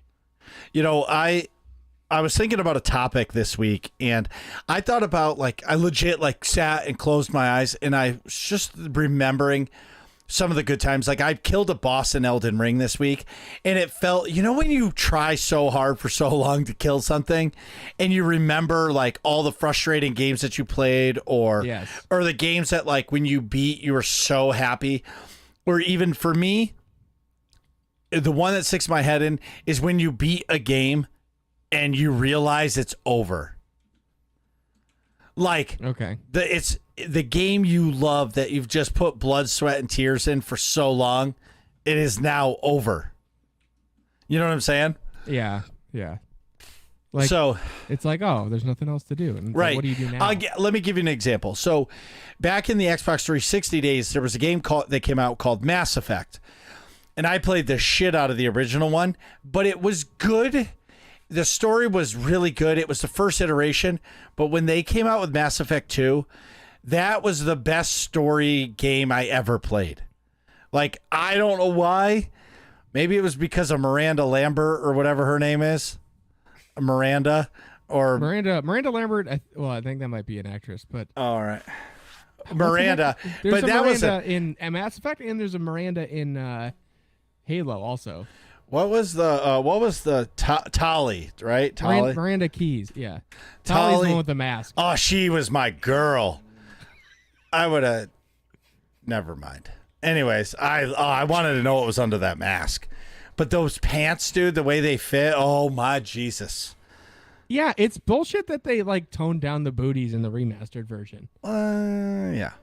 But anyway, so the reason why I want to talk about memories, we're just gonna, I don't want to say breeze through them, but just chat about them. Like, I'll go with a couple first. So, big gaming memories are back again, Xbox 360 days, and when I was, I don't know how old I was, but on our paintball team, we would all rush to get out of work and school to go home and play the original Modern Warfare 2. Yeah. And Modern Warfare 3. And like back then it was a max of 10 players or 8 players or something, so that you wanted to be home before everybody got on, because if you got stuck with the B team, you hated life for the night. Oh my god, yeah. Yeah, because it was like the B team was always like the dads. It was Yeah. like Mr. Farnsworth Yeah. and like But we would all be in a group like party chat, yeah. and it was some of the most fun times like ever. And that was back when you had like actual random lobbies too. Yes. Or at least it felt like it. Like the skill-based matchmaking wasn't as bad. Oh, dude. Because remember Blake Farnsworth? Yeah. He would get like he was a kid on our team. Shout out to Blake. I haven't talked to him in forever, or his brother Kyle, or anybody, frankly, from the old paintball team. But shout out to the Creed. He was so good. He was like he would be one of those guys that would like routinely drop a nuke. Like Yes. every night that we played one of the games, he'd get a nuke. Right. He was disgusting. Yeah, it was awesome. And that's, and that was always the best. You know what I mean? Oh yeah, just like grouping up with everybody. Be like, oh, I'm over here. Where are you? Oh, I'm gonna snipe. Oh, watch out, that guy's in the corner. And then you're like, all right, let's go get that guy. And then you die 7 times trying to kill the one guy. Right. Who's And just camping in the corner. Yes. Because he caught your buddy once. You know what I mean? yeah, and then at the same time, but then you have like traditional ones, I'll say, is like playing Castlevania Symphony of the Night for the first time on a PlayStation 1 and playing so many hours. And then I'll remember this for the rest of my life. I was playing it. The castle just flipped over, and I just got the wand, and it was like, it was a wand, and it was badass. It's not the best, like the most OP weapon, but I loved it because it like obliterated enemies. Well, my mom was screaming at me to get off the PlayStation. And I kept saying, yeah. I just got to get to a save point. And I had to get, because back then you couldn't just press start and save the game. You had to get to like a room. It's like a loading screen room in order to save it. Well, she got really pissed. And I didn't realize I hadn't saved the game for like an hour. Oh, no. She came in and she's like, I told you, we're done. Damn. I was like, Mom, I was right there. I was right there. Marcus, I'm not going to tell you again. When I tell you to shut it off, you shut off. Mom, I just wanted to get to a save point. She goes, I told you to come 30 minutes ago and you didn't listen. And I stopped and I was like, okay, you told me 30 minutes ago. I thought you told me 5 minutes ago. Like, I'm the asshole. I'm sorry, Mom. But you just screwed my game. And when I loaded back in, I didn't have the wand and I had to grind again because it's a random drop. Oh, that's terrible. Terrible. Yep. Yeah. I can circle back, but what about you guys? What are some of your big ones, Rayu? So, touch it on the Call of Duty one. Go close to your mic. Oh, sorry. There it is. Jesus. I'm not a professional. I apologize. He's just trying to bounce and talk. No, I'm gonna go right on top of that with the Call of Duty side of it. I met some of my closest friends through playing Call of Duty, and only until recently actually met them in real life, and I was one of the groomsmen in their wedding. So that was a whole life experience to be able to have that. And to have those memories, zombies, late at night, high rounds before all the complicated mess with what it was. It was just high rounds and you did the best you could. That's cool. Always had a blast doing that stuff. Wait, which Call of Duty specific, or which few do you remember like playing the most hours, you think? Definitely Black Ops 2. That's where we all kind of came together. It was like the end of Modern Warfare 2. Yep. The beginning of Black Ops, that's when we all met, and that was the game. Yeah. It was the game. Yeah, I played a lot of Black Ops 2. That just had Modern Warfare 2 started it, but then like I really got into it in Black Ops 2. Sorry, go ahead. Black Ops 2 or Black Ops? Well, which one came out first? Black Ops 1. Yeah, dude, Nick, well, you no, played. I know. Excuse me. Versus, I played all of them, but right. I forget the release orders. It was Modern Warfare. 2, oh no, it was Black Modern Ops, Warfare and then World at War, right? World at War. And then Modern Warfare 2, then Black Ops, then Modern Warfare 3, then Black Ops 2. Yeah, so that like my MW2 through Black Ops 2 is like my prime Call of Duty time. Yes. Yeah. Oh, dude. Yeah. Treyarch made the So best many Call of hours. Duties. So good. Oh, I liked them both for different reasons, honestly. I get it, but I liked I liked them couldn't both. kill anybody in the Infinity War ones, and in the Treyarch ones, I would murder. You did well. You know why? I think the Treyarch ones, even to this still, these past few, like Cold War is probably my favorite. So good. That was real. That was probably my favorite multiplayer of like the recent ones. Although I also really like I did Modern like that. Warfare. I bought that game. Yeah, but I think it's because probably Marcus, like it's you probably like the Treyarch games because the time to kill is just a hair longer in the Treyarch games, so you can like spray. It's easy. I feel like it rewards like movement a little bit more. You can like spray and pray, and you like play a lot more mobile in those multiplayer games. Yep. And a lot less tactically. Whereas the Infinity War games have a shorter time to kill, so like it doesn't reward like running through the map as much. Yes. So like you prefer to like run through the map like that. So obviously you do way better at the Treyarch ones. No, but each one of them had their own little things that made them unique. I mean, Modern Warfare 2, you have the intervention as a sniper, the maps, and just the flow of the game with that. Yeah. Black Ops in itself, where we actually got a full zombies mode, where if you didn't want the multiplayer, and of course you had the iconic Nuketown, Right. and then Well, Nuketown was, sorry to interject, but Nuketown was like the first like close quarters mayhem combat in a first person shooter game. Well, they had Shipment, Nah, but it wasn't the same. I know what you mean. It like no, that would was even counter Modern what it Shipment. was. It was Modern Warfare 3. I That wasn't Modern Warfare 2. No, shipment. I thought shipment was Modern Warfare, the first one. No, I'm like 90% sure. maybe not. But, well, either way, They added a- I don't know. Nuketown was just something that just changed the game. Yeah, Shipment was first introduced in 2007's Call of Duty 4 Modern Warfare. All right. Well, you know what it is. And is the franchise's smallest map. Well, you know what it was, Nick. Let me But rephrase. it wasn't a big deal. No, You know it what I wasn't a mean? big deal because you only got it once in a while. Right. Because when Nuketown came out, you could play a game mode of Nuketown 24/7. Right. Yes, exactly. Yeah, Shipment just like was in the regular rotation. Of maps. Right. Now, I don't know if the maps that Infinity Ward made or the maps that Treyarch made followed the traditional H pattern, but that's where you started seeing the maps taking that Nuketown approach, where there were 2 side lanes and the crossing lane. Mm-hmm. That's what all the maps ever since Nuketown started implementing that. I like that style. I do too. Like you I've- have your sniping lanes and you have your chaos in the middle, so it's perfect for anybody. I don't know, and it gives me like a. I played a lot of Nuketown 24/7 in Cold War. I almost want to just boot up Cold War again, but I would play. Nick, how about this? If you stream Cold War, I will play it. all right, deal. Like just one random Monday night. Okay, yeah, I'm game. But yeah, it gave me a feel like, yes, it was very predictable because you've played that map 1,000 times, but it gave me the feel of like a speedball sort of like a layout. Yeah. Because Yeah. although the snake side's over here, the Dorito side's over there, you still you still have to hit your shots and like set things up, and you can still play people. Like just because you know the layout and you're familiar with every nook and cranny, that doesn't mean that it's not fun. That means it's like a new layer of the game, Right. Like that game.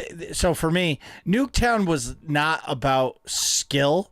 Like I remember somebody getting nukes in Nuketown, and I was like, how the fuck do they not die? Right? Like Yeah, I but die. you can do kill that. 35 people and I still die 27 times. You know what I Yeah. mean? Because I'm just running and gunning. But Yeah. it was awesome because you would throw the grenades. Oh my god! And then they'd explode. And you get plus 300 points, and you're like, Triple they're kill. they're watching that kill cam, going, "Fuck that guy." Motherfucker. Yeah, exactly. It's nothing. Yeah, there's nothing more satisfying than like getting a 3+ kill Yeah. on like a perfectly cooked frag grenade where it didn't even hit the ground. It's great.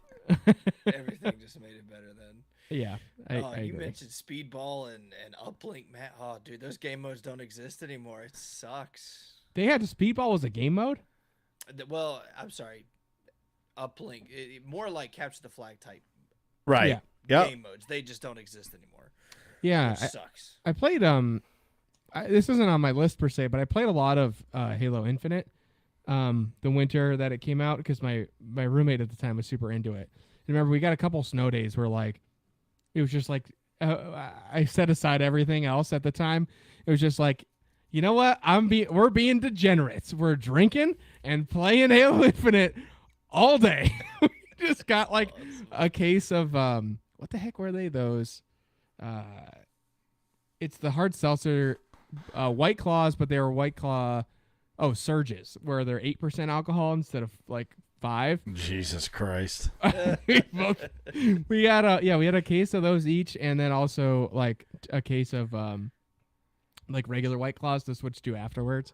And there was a lot of empty cans after that, but it was just fun, just like a lot. But my point being was that's a lot of capture the flag in that game. That's awesome. What are you smiling at, Mark? The Is dog that your- barking. No, Is that that's Maggie? mine. No. Luke? That's mine. They're not too fond of people that want to drive on the street, so they make their presence known. Yeah, they're just defending the ground.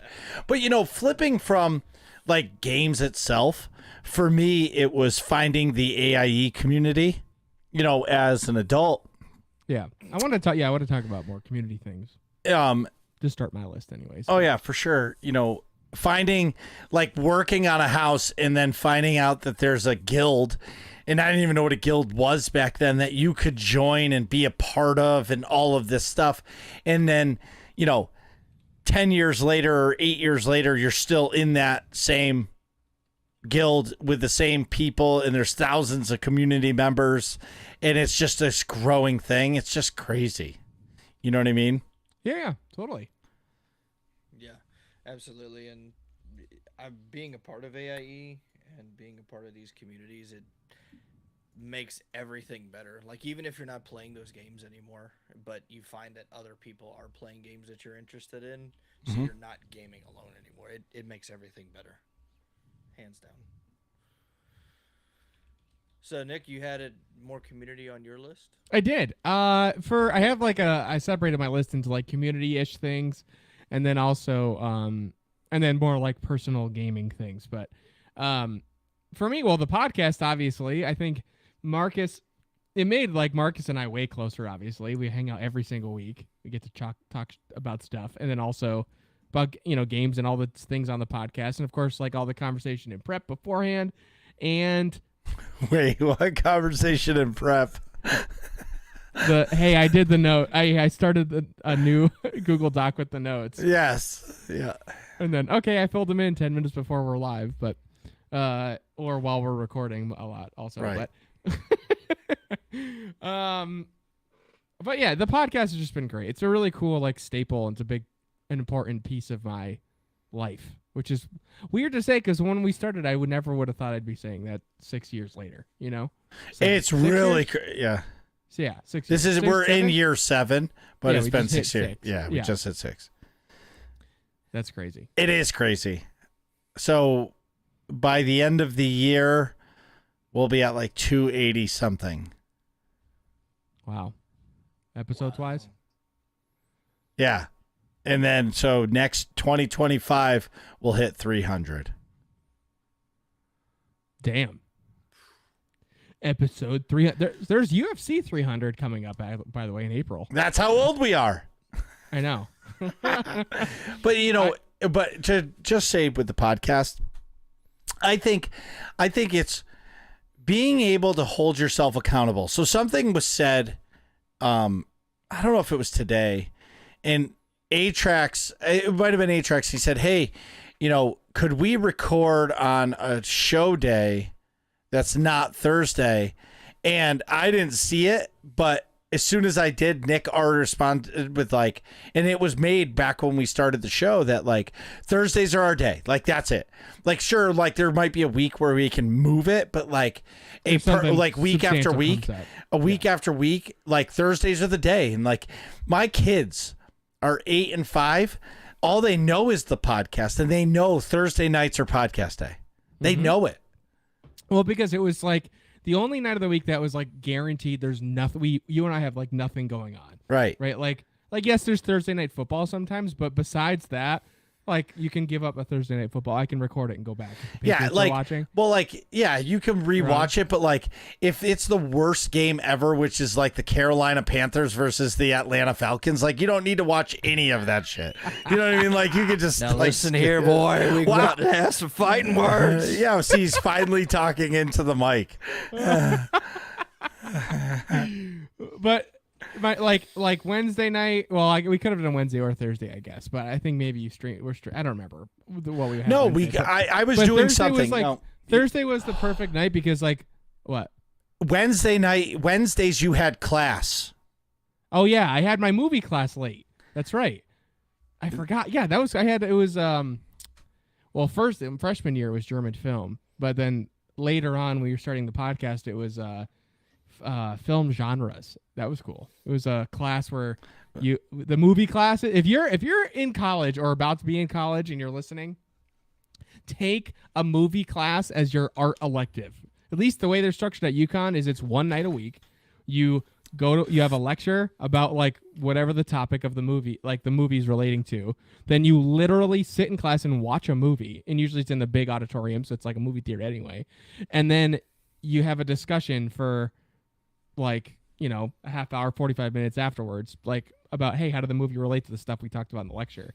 And you're allowed to bring food and drinks, and like you hang out, and there's breaks, of course. So like, but it's like one like 3.5 hour class, and it's only once a week, and then you write a paper and turn it in the next week, and then you take a final. and it's it. It's like it's a enjoyable class experience to take a movie class. That's why I took 2. Sure. But that's why because we started this and I was working and I just had a kid. Yeah. And Nick back in 2017. Yeah, and Nick was a college kid. Mhm. You know what I mean? Like there was no extra time, so we said, I mean, fuck, we started it and we did it every 2 weeks because that's what we could guarantee we could do it. You know, Yeah. people are like, you've been doing it 6 years, you only have 230 episodes. Well, for the first year and a half or 2 years of the show, it was every other week. Probably almost 3. I think it was until COVID that we went every week. Yeah, so that would be 2 years. Yeah, essentially, because we started December. Yeah. I think December like 27th was our first episode Mhm. of 2017. So essentially 2018, 2019, then in halfway through 2020, we're like, all right, every week. Yeah. But it's all we could commit to. It's about commitment. Yeah, but it's being, if you want something to go, Max and Seema's podcast, they did it, but they recorded at 11 o'clock at night, East Coast time, because that's the time that they could be accountable and make sure that they were there every week. Yeah, like that they're guaranteed free at that time, which it's too late for me, frankly. But That's way too late. Well, yeah, but if you're working second shift, that's not too late. You know what I mean? Like, yeah, no, totally. And Yeah, it works. And if you get home from work and you take a nap, you could be good to go. You know what I mean? Yeah, It was too late for me, but still, the point is it's all about consistency and then once you find your rhythm, it's actually harder to skip it and break that than it is to do it. Yeah, it's weird, and it becomes important to you too. It's like a pride thing. It's like no, it's something you stick up for. It's Right. like I don't know. It's like no, I'm not doing this. Like we're recording the podcast. This is important. You put your foot down. Right. So Nick, what is some game memories you have like that changed the way you gamed? Well, I think so. All right, I want to talk about some early ones. So like early gaming memories. My dad got me into gaming. I think I told this before. I'll do my signature, try to abbreviate a story, but not actually abbreviate it at all. My dad, way back when, he took like 1 or 2 computer like coding classes at like the local college, and we had the family computer was in. This is when I was like little, like under 10.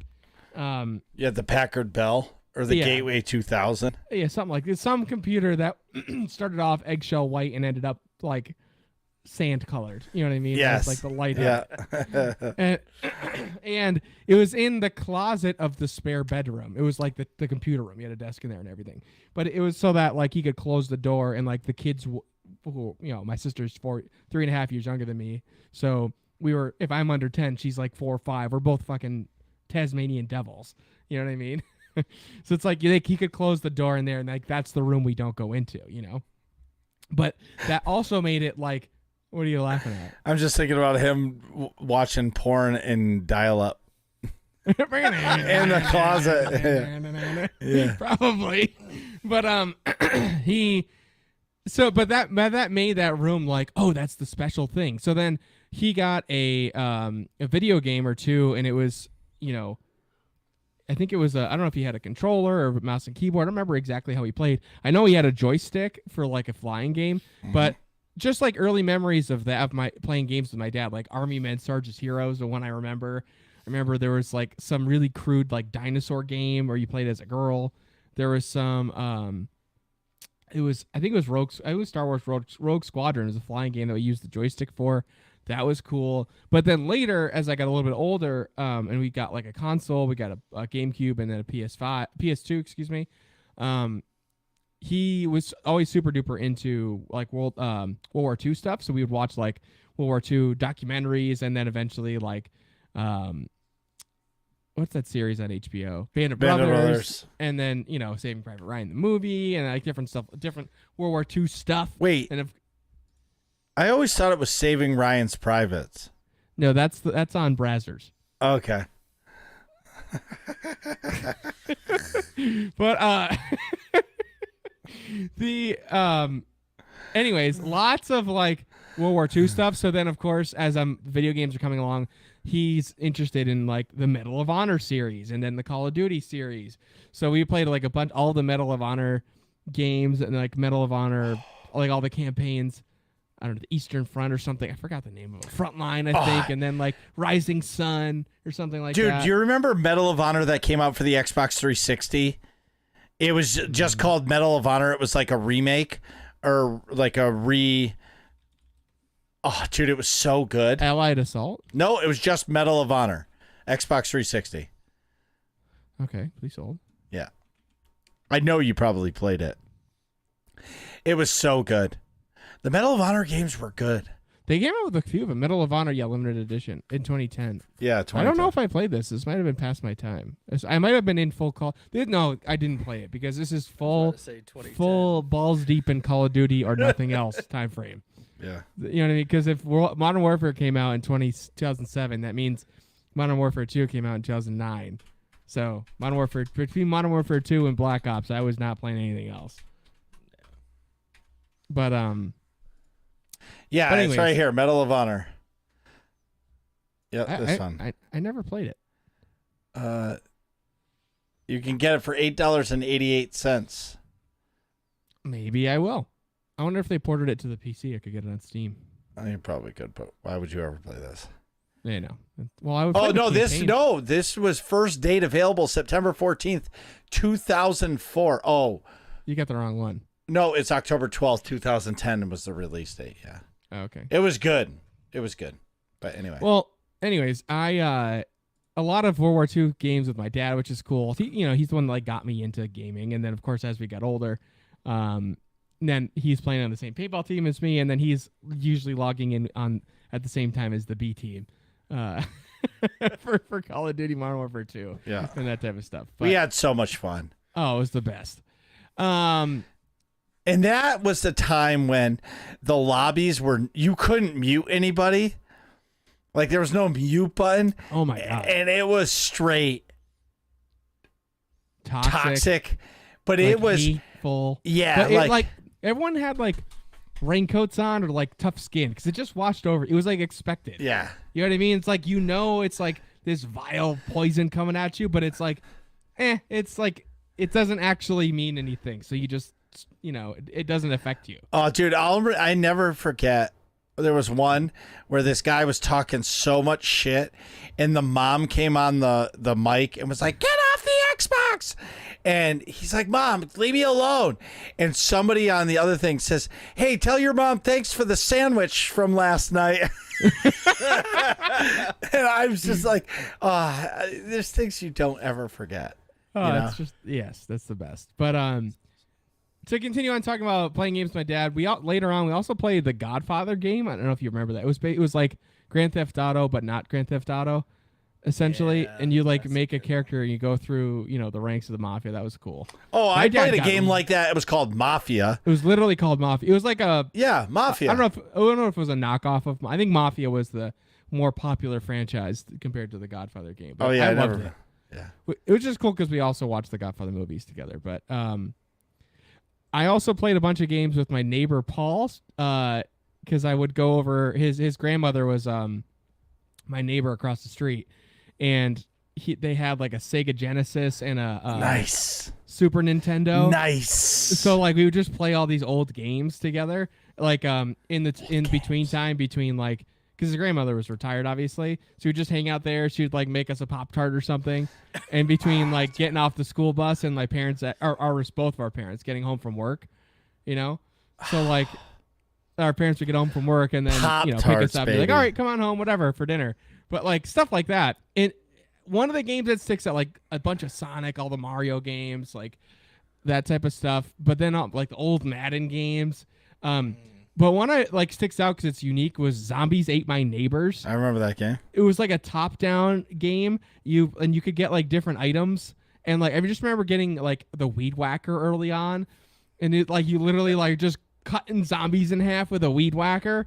It was just fun. And you go through like the mall, and then you find different stuff, and you've got like Rescue Sally the cheerleader, and I don't know, or something like that. It was just cool. It was just like a fun game. I don't want to just ramble, but I can just keep going through like my childhood of gaming. Oh my god, dude! I can get this game on Steam. Shut up! Zombies Ate My Neighbors. No, Kid Chameleon. Okay. Oh my god, it's 99 cents. Oh, jeez. So, all right, so Okay. all right. Give me some backstory. All right, so you're this character, and you can turn into different things like a chameleon, like a ninja, or this or that. And Okay. I played the shit out of that, but I scammed my family. So I really wanted a Sega Genesis, but they didn't want me to get it because it was there were violent games on it, and I said, "It's fine. I Wait, just that was want like you could get Mortal Kombat with the blood on Sega Genesis. right ABACABB." Just for the record, that's the blood code. Like I'll never ever in my life forget You that. should have that as a tattoo somewhere. I want to. Yeah. But anyway, so I had to tell them, but then they came out with a bundle with the dumbest fucking game ever. It was called Echo the Dolphin. But it was like you're a dolphin swimming through the thing.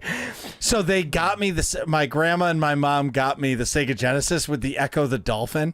And I was so happy I got the Sega, but that was the only game I had.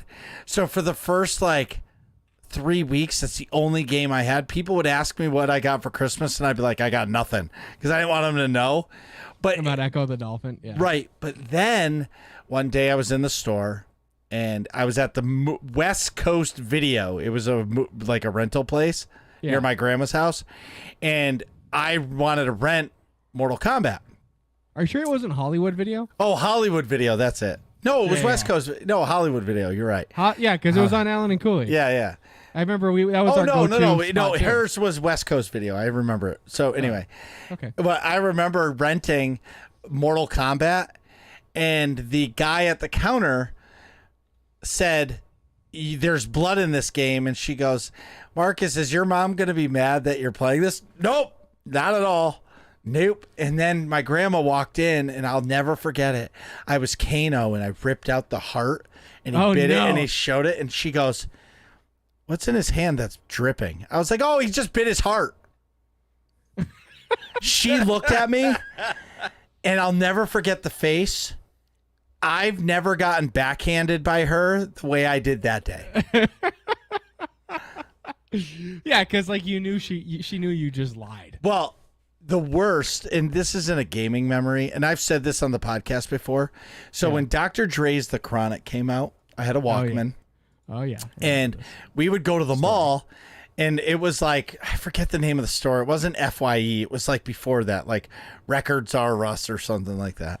Yeah. And I really wanted to get it, and I was with my grandma. And the guy said to my grandma, now I was 12, 11. Okay. He goes, she remembers saying parental advisory explicit lyrics. She goes, "What's that, Marcus?" I said, "I don't know. I just want the tape." And the counter guy said, "Is this for you, ma'am?" And she goes, "No, it's for my grandson." "Are you really sure you want to buy him this?" And she goes, "Yeah." He goes, "It has very explicit lyrics." And she goes, "He said it's not bad." He goes, "Well, it is really bad." So she bought it. I'll never forget, man. I was listening to that shit on my Walkman. I was like, "Fuck the police. Fuck the police. Motherfucker, motherfucker, motherfucker, motherfucker, motherfucker." And my mom came in with a flying fucking hook. Boom. Oh, dude. She was so mad at my grandma. Oh my god. Yeah. I gotta go back and listen to that just to like get a sense of context. The original Chronic album, Nick, listen to that shit because it's so like 90s beats, but like what they're saying is straight hood. Great. I should go back and listen to that. You should. Everybody But should wait. listen to the Chronic. But anyway, Before I continue rambling, because Yeah, I me too. completely will, Rayu, how about some awesome gaming memories from you?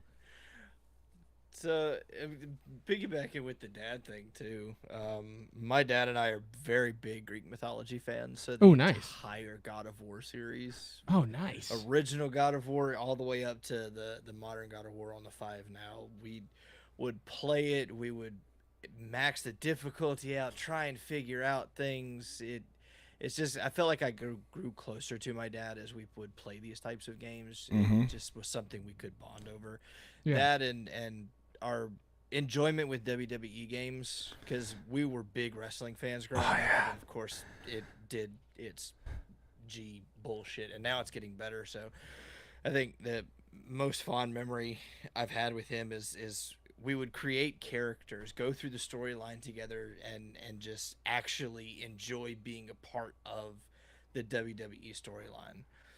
So that was something that I always appreciated and enjoyed with that. Oh, And we dude. would always Wait, Oh, go- like, are we talking like wrestling games from the original Nintendo and Super Nintendo? No. We're talking PS1, PS2. Okay. Here comes the pain. Shut your mouth. Oh, Total yeah. Roll. Yeah, no, you're rolling. Shut your mouth, you jabroni. Oh, absolutely. Like the original SmackDown versus Raw. Oh, There are yeah. if you take Yeah. those games and boot them up now, there are matches in there that would not fucking fly today. Back at the bra and panty matches with the divas, Oh, those boy. wouldn't exist. They were No, fucking golden. golden. Oh my God, yes. So Oh, those creating the Hell in a Cell matches with all of my cousins, and we'd sit there and everyone knew someone had to pick the Undertaker, the most overpowered character. We'd Oh, sit there yeah. get mad at him. yeah. And you're picking each other up and slamming them on the bed, and we had our parents walking through the back room, and you're like, "What the hell's going on in here?" Like the bed is like destroyed. It's like the books are all over the place. There's a chair all of a sudden. Here's a question that just comes to mind. Did you guys have the cable extensions for the controllers? Yeah, that little 4-player connection bullshit. Yeah. Yes, because the cables were I still never got long it. enough, and I'd pull them out of the game. Yep. Oh my god.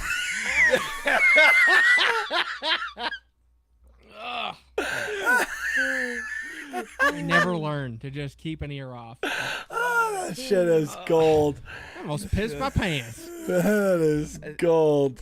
But I will say the greatest Actually, I gaming am memory I have is you remember the original Guitar Hero? Oh yes. So remember how you had the controller that was the guitar? Yeah. Of course. Yeah, that's Well, that is guitar. that Hero. is Guitar No. Hero. We played the hell out of that game. The guitar stopped working. Oh yeah, mine too. We found out you could plug the controller in and use the controller as a guitar. Yeah. Because the guitar stuff. Yeah, technically, but that's clearly not as fun. That's not it. Well, because we never could find a replacement guitar, that's how we played Guitar Hero. Oh, that's funny. all Dude. the way through. I wonder what a Guitar Hero. I played Guitar Hero 1 and 2 on the PlayStation 2. And then I am going to run P while you're talking about something else. But yeah, I played, one of my points was Guitar Hero also, because I played Guitar Hero for hours and hours and hours in middle school. And maybe probably early high school too. Because I was right around the same time where I was playing, Guitar Hero was popular, and I was uncoordinated as fuck with fine motor skills. So I was hitting puberty and also trying to develop the fine motor skills, and I was trying to play Guitar Hero. My left hand was terrible at everything. And then I was also playing lacrosse at the same time. And lacrosse, you need to play with both hands. You have to be able to throw and catch with both hands in lacrosse. That's also the same time in my life that I was really getting into paintball, where you need to switch hands to be able to shoot left-handed and right-handed. Wow. So that was all happening at the same time to increase. And as I was getting better at Guitar Hero, I was getting better at paintball and lacrosse, because you could do both with both. It's all increasing the coordination with the stupid left hand.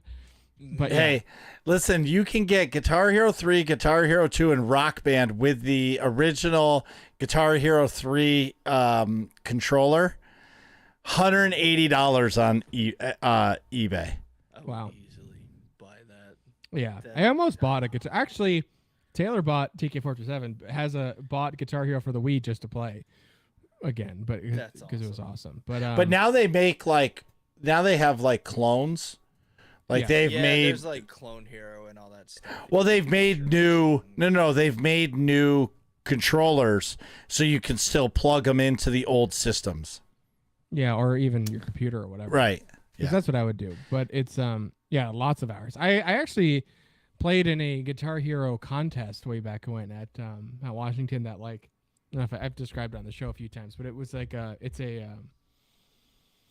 big like business weekend party for this food lobbying group. That's like all the executives from these big food companies that get together and rent this giant hotel out for the weekend. They have all kinds of activities for the kids and stuff, the rest of the family throughout the day and night to occupy them too. The adults are doing adult things. Well, one of the things was video game contests, and they had ones for kids and ones for teens. Well, the teen one year was Guitar Hero, and this fucking guy, I was doing great because I could play almost everything on expert.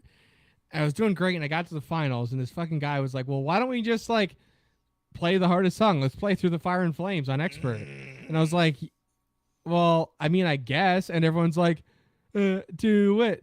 Like, the crowd, I'm like, fuck. Like, because I knew I could actually play the rest of the song. Well, there's two parts I couldn't play. I couldn't play the intro because you have to, like, it's all those hammer-ons, and you have to hold down the green button, and then you play with your other hand is how to actually do it. Or you could play, and then there's another section that was just like that later that I couldn't play. But the rest of the song I could play. So I'm like, all right, well, I can't play the intro, so I'm going to fucking fail. This is stupid.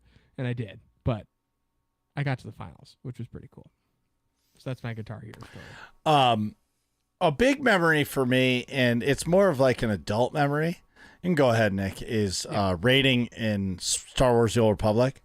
Like, I never played an MMO before. And then I started playing SWTOR, and that's how I got into AIE, because they would advertise that a team was looking for a member to join their raid team, no experience needed. And I was like, man, I'd love to do that, because all I did was play story. I never even did the flashpoints. You know what I mean? All I did was play the story. Like I was a single player game and a Call of Duty player. Like, I didn't even understand what flashpoints were. I would do a flashpoint and I'd be tired and I would shut it off halfway through and not understand why it would start over. Like, why didn't it save my space? I must have done False Emperor like 10 times before I actually beat it to realize that, like, you can't leave that instance. Oh man, that sucks. But then, you know, I got into raiding, and let me tell you, man, it was a whole new experience. Like, some of my closest friends have come from raiding in SWTOR. You know what I mean? Dr. Gameology, he's one of my closest friends. Doritos, that we always talk about. Like, he's a great friend. Yeah, like, him and I, we talk all the time. Like, he's a friend from raiding in a video game. You know what I mean? Albus in Arkansas, like his son. I remember when his son was 12 and now he's like 20. You know what I mean? Well, time flies, but it's also memories that, like, you can't get back. And, like, my wife doesn't game. She doesn't even understand the bond that you get with people in gaming. She doesn't understand it. You know what I mean? And absolutely. And now that Nick's back, I can talk about it. Like, we went to the SWTOR Cantina in New York City. Oh yeah. And awesome. Kogus and Dr. Gameology flew into our local airport, then drove with us 2.5 hours to New York City just to hang out with us in the car for 2.5 hours. Right. And then we got a giant hotel room with a balcony, and, like, you meet all y'all these. were living large. Yeah, that room was pretty epic. I don't fuck around when it comes to that. Yeah, that was awesome. Like, dude, you don't go to New York City to stay in the first floor of the Cockroach Hotel. You know what I mean? Like, you stay in a nice place, because at least the cockroaches are like 30 floors underneath you. Yeah, and there was also a lot of us. Was there 4 or 5? Yeah, 4 of us. Yeah. Yeah, and I paid for the fucking room, and I still took a couch. You drew the. I You drew the- yeah. volunteered. No, you were like, no, we're doing straw and straws, Yeah. fair and square. Yeah. And then me and Dr. Gameology drew the bed straws. Kogus got the Marcus got the couch, and Kogus got the cot. But I remember at 3 o'clock in the morning, Nick and I were devouring Taco Bell on the balcony of New York City, wasted. We were wasted. We were fucking. Well, hammered. that was because of Max buying fucking whiskey shots at 2:30 in the morning. Yeah, like because the bars there open extra late, right? Yeah, they're open till 4. So, like, yes, and then Max was just like, "Oh, I just picked up the whole tab." I was like, "What?" There was like 12 of us at the bar. And I'm like, "What? Can I pay you something?" He's like, "No." I'm like, Yeah. well, you know what I mean? And then he just kept buying rounds of things. But that was like a turning point for myself in video games, where you realize that like there are people behind the microphone. yeah. You know what I mean? And the people behind the microphone are your friends. Like some of my digital friends probably know me better than some of my real friends. Yeah, that's kind of wild to think about. I mean, you know what's weird is like thinking about that at the time was like, wow, that's crazy. And it's like this novel thing. But like thinking about that post, pandemic stuff where everything like had to shift to these like video calls and like and like not direct contact with folks. It's a lot less of a strange concept to be like, yeah, I have friends that I just talked to from across the country, Well, what's funny is when people talk about like places, like, oh, I got a buddy that lives there. Yeah, they're like, Oh, they're like, wow. oh yeah, we just went here. Oh, I got friends that live there. And that's why, like, Arkansas or Florida or North Carolina. yeah, Yes, sir. yeah, but like all of those places, like everywhere. You know what I mean? No matter what state, like I always say, no matter what state you're in, how about this? When I drove my mom across country to go to Kansas City. We drove Missouri, Kansas. Like we drove an hour and a half out of the way so we could have dinner with my friend. Yeah, at his house. You know what I mean? Like I would do that. Like we're talking about going to the Outer Banks this summer. nice. And when we go to the Outer Banks, I'm coming to see Rayu. Like we're coming to see him. Like it's going like, yeah, exactly. Like it's going to happen. Because I'm going to go there wearing a fucking, I don't know, New England is the best place to live t-shirt or something. You ran out of town around here. But no, like it's just like when those opportunities present themselves. I mean, I'm gonna be in Boston for work stuff. So like when? I don't know yet. We have to figure out the dates and everything else. Just oh, dude, I was supposed to be going around the end of February, but they were like, no, we're gonna push it out a little bit more. Imagine if it's hey, PAX dude, weekend. hey, you need to Push it to Google right now PAX East. Yeah. Because we're going to be in Boston for 3 days, dude. You should like 100% try to talk your bosses into that weekend. Yeah, it's Thursday, March 21st through Sunday, March 24th. Oh my God. Can you imagine that? Oh, they would not send me they wouldn't send me for a weekend. But... We're going Thursday, Friday, Saturday. Yeah, like we'll have you can sleep on the hotel floor. He's going to get a free hotel room. Free hotel room. Yeah, like he's got a hotel room. But what I'm saying is, so for my company, when I travel, they pay for everything. Oh, perfect. The plane tickets, hotel, card, all that crap. but dude, Fantastic. you need to plan it for that weekend. 21 through 24. Yep. Well, we'll be there the 21st through the 23rd. I don't think we're Okay. going Sunday. Oh, if anything else, I'll just do a one-way ticket and just stay the weekend. I'll come back Sunday. There you go. Just buy one way that way. Yeah, I'll see if I can get that to happen, but because that would be awesome. Stay the whole week and then go to PAX. It is Fuck on yeah. my list to actually go to PAX. I've wanted to go for the longest time. Unfortunately, no one wants to come down to Charlotte, North Carolina. They all want to stay up in fucking New York and Boston. I get it. Yeah, I think if you can really finesse it, the best day to go is Thursday because it's the least amount of crowds. Marcus, would you say the same thing? Yeah. I'd say Thursday's the best day because it's the first, so like all the vendors have their free crap and they give stuff out all weekend, but like you really get like hordes and hordes of people Saturday, Sunday. It's going to sound really like bougie when I say this, but like, dude, and we have media passes. So like anything you want to play, we just walk up and they'll usher you to like your own personal computer. Here you go, sir. Yeah. Like here, please. And all you're going to have to do is just write something up and talk about it. Yeah. But the only other rule, The media pass is really nice. Yes, That's really nice. yeah, it is really nice. Because your color, they got the little icons, a little different color on there. Yeah. And like you can see the devs like do like a double take at your badge. And they're like, oh, no, like, you oh, can hey, see, and they'll come out from behind the table and come yeah, talk to you. yeah, they're also like, fuck. Right. Now that we too. get like, fuck. Now we got to I get- deal with this. God. Yeah.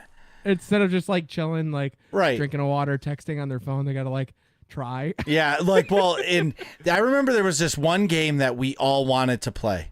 and the game was broken the entire weekend. I don't remember that what stupid was game. that? Don't even remember. Don't care. But It we was had like lights of something. no, or something. no, I it don't was know. no. It was a first-person shooter survival game. But Oh, like, right. but Ryu. Yeah, but you like, kept going to that guy and being like, "Hey, how's it going?" It was like Yeah, something like- with their servers were screwed up. Yeah, like they couldn't update their game. There was a patch that they were trying to download, and the hotel internet was so bad, and they couldn't update their game. Bro, I would have went to a fucking Verizon and purchased a fucking card, a Wi-Fi card to download that. Be like, hey, I need 10 gigs, and I need this shit to be fast. Yeah. Not rely on that. But anyway, but like the memories of like Atrax getting the My Little Pony sheets for his air mattress, and then me ripping ass and him getting Oh. caught in the vortex. It's great. Because we had Fucking great. where Atrax was, he had a twin air. So it was like a double queen bed, like or Yeah. king, full bed, Queen. whatever room. Whatever. And so Marcus and I had the beds, and then Atrax paid a prorated rate for lower, and he had the twin air mattress. And the way the AC was like a big one vent on the wall that like blew out, and then I had like a fan because I always bring a fan with me when Yeah. I travel, And it was like it's called the vortex. like the other like direction, so it just made this like vortex of cold air where like Atrax was on the bottom, and then Marcus farted, and which just got caught in the vortex, and it just kept lingering. Well, to defend me, dude, I drank like 30 beers that night. Like, Well, yeah, dude, I'm gonna fart my brains out. Like, right. Yeah, but the problem is your farts are so bad. Like, you ever hear of like recently there was a story in the news that a plane had to make an emergency landing because some dude was farting so much on the plane. no. No. He was like, yeah, he was excessively farting. I'd like hate to plain- see your search history. But that would be Marcus, is my point. Marcus has the power to land the plane. But what the heck were we talking about? That PAX. was quite the sidebar. Yeah. PAX was awesome. PAX was great when Marcus and I went, and what year was that? 2019 or Yeah. 2018? 2019. That was really cool. I'd never been to a convention at all before, so it was like a whole new world. That was crazy. And we didn't have media passes then. Yeah, that was just we were standard issue regular folks. And then we would just go up to him and be like, "Hey, we have a podcast, blah blah blah blah blah. Can we get a soundbite, whatever?" And we did I think we did fine for doing that. Yeah. That was nice. But Oh, you know Man. what I do have to get? I'm just sorry, sidebar. Is we have to get a real recorder.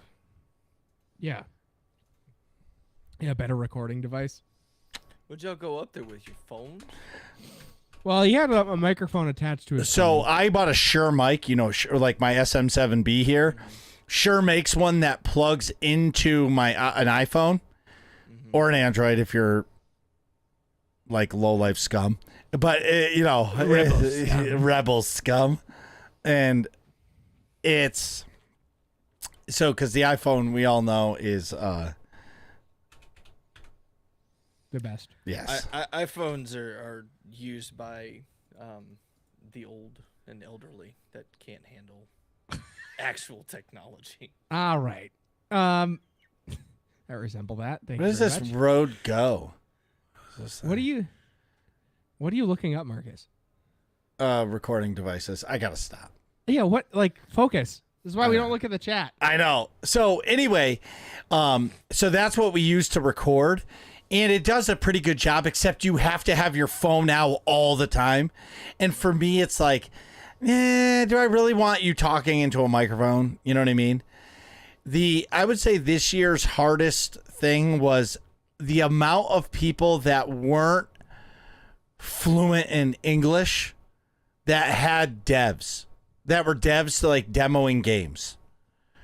Yeah, that's tough because the sound bites are. And I'm not saying like they're from Sweden or something and like they're making an awesome game, but to get the soundbite for a podcast, it was actually really hard. Yeah, because it's so much background noise because of the convention on top of them Right. not like super articulating themselves in Right. in English, which it's their second. If you try to interview me in Spanish, it'd be a fucking shit show. So I'm not Right. criticizing at all. I'm just saying in terms of like being the listener on the other end of that, it's not as good as it could be, you know. Mm-hmm. Yeah. Okay. But I really enjoyed Pat. I enjoyed that as in 2019, and then going there as actual press and being able to meet Atrax for the first time in real life was awesome. It like really made me feel special in a way that I had not really experienced much before. You know, it's weird to get that like slight special treatment. Oh, dude, and then but then the whole we went one night. It was myself, Nick, Feta, and Atrax, and we found this place where you just go up to this counter and tell them we want to play Xbox. And we want to play Mortal Kombat. They hand you the disc and say, go to table 12. And you can play as long as you want. Oh, yeah. And in PAX. It was like a giant room. Conference room that had 50 or 100 tables set up. Right. And every table had 3 or 4 consoles with TVs set up. Right. And then there was a concert we went to. And it was like a jazz concert. And then it was like an EDM group afterwards. And it was all video game themed. It was all video game themed. The only downside to the concerts were they did not serve booze at all. Not even soda. You couldn't even get a drink. So I'm like, it was a little weak. You don't need the beer. I'm okay with if you're not drinking beer. But like a water, soda, sell me something or popcorn. You know? Yeah. But it was like a funk band and they were really good. The singer was mediocre, but the band itself was awesome, but it was all video game themed. That's awesome. Yeah. It was really cool. Dude, that's if right. you I remember seeing that band being like, oh, everybody is fucking crushing it except the singer. Singer's trying hard, playing a great part. The character, the acting was great and the showmanship was fantastic, but his actual voice was just right. And then C+, yes, you know? And everyone else was an A+. Right. And then the second band was all 8-bit Metroid music. It was fucking rad, dude. Yeah, as and upbeat dubstep almost, but not right. not scary, intense, negative. It was positive, 8-bit-ish. It was really cool. I forgot. And that's why I can't wait to go back because they're we didn't go this year. They have press parties afterwards at local clubs or bars are doing a party for press. And they have bands and stuff. I want to do that this time. We're gonna be busy. We missed it last time? I think we were super tired last. Yes. It was Thursday night or something. Yes. And we had driven up super early and picked up. Atrax just got off a plane. Right. Red Eye and we wanted to chill with each other. And then we went to that hotel bar. Mm-hmm. Atrax ordered a mojito in March. The bartender wouldn't make it for him. He had to get some chick from the back to make him his drink. He was I didn't make that. I had the. It was a whole thing. The other girl do it. Right. It was funny. It was but I can't wait to go back. It's literally a month and 3 weeks away. Yeah, we gotta book the hotel room. God damn. Yeah, we do. We got to book that same hotel room. But what's nice is this time, we're going a full day Thursday, full day Friday, and then we're gonna stay the day for the show on Saturday and come home Saturday night. I'm really looking forward to it this year. Oh, me too. Because I have the time and I was actually talking to, I don't know who I was talking to about it, and I'm this is the one weekend a year where it's me, and I get to go be with Nick, and Atrax is coming back. It's just great, and I'm just saying, not having to pay for the passes is really a perk. Oh, that's a big deal. Because $300 for the weekend. Yeah, that's that means you can splurge a little bit on the hotel, Or when you're driving, or when you got to go for a walk to the package store, and Nick and Atrax are telling you it's 45 minutes away, and dude, we've been walking for 5 minutes. Shut up.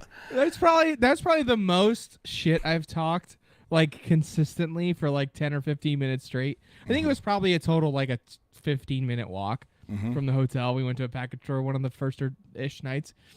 And Marcus was had his GPS out telling us where to go. And yeah, Atrax and I just fucking berated. It was 30 seconds in. It's oh. It's I thought you said it was 5 minutes away. If it's been 10 minutes already, 2 minutes in. It's like, dude, we've been walking for 20 minutes. Like, where Oh, are dude, we I was going? fucking enraged, Like, man. where's this liquor store in Canada? And we've been walking for an hour and a half. Right. It's like my shoes have no soles left. I'm looking forward to fucking with you in real life.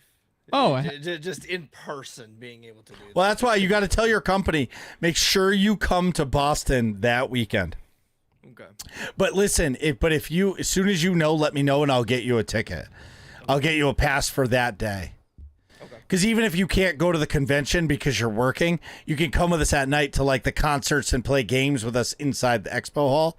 I don't know if you heard on the show when we were talking about like we found that like old original Xbox tank game tournament. I remember that. Like me and Atrax just fell into this room and we legit sat there and loved every minute of these guys fucking cranking on these machines. Eject, they're banging on this shit. It was awesome. Like I can't, like just talking about it, like the prep for PAX to come. I can't wait.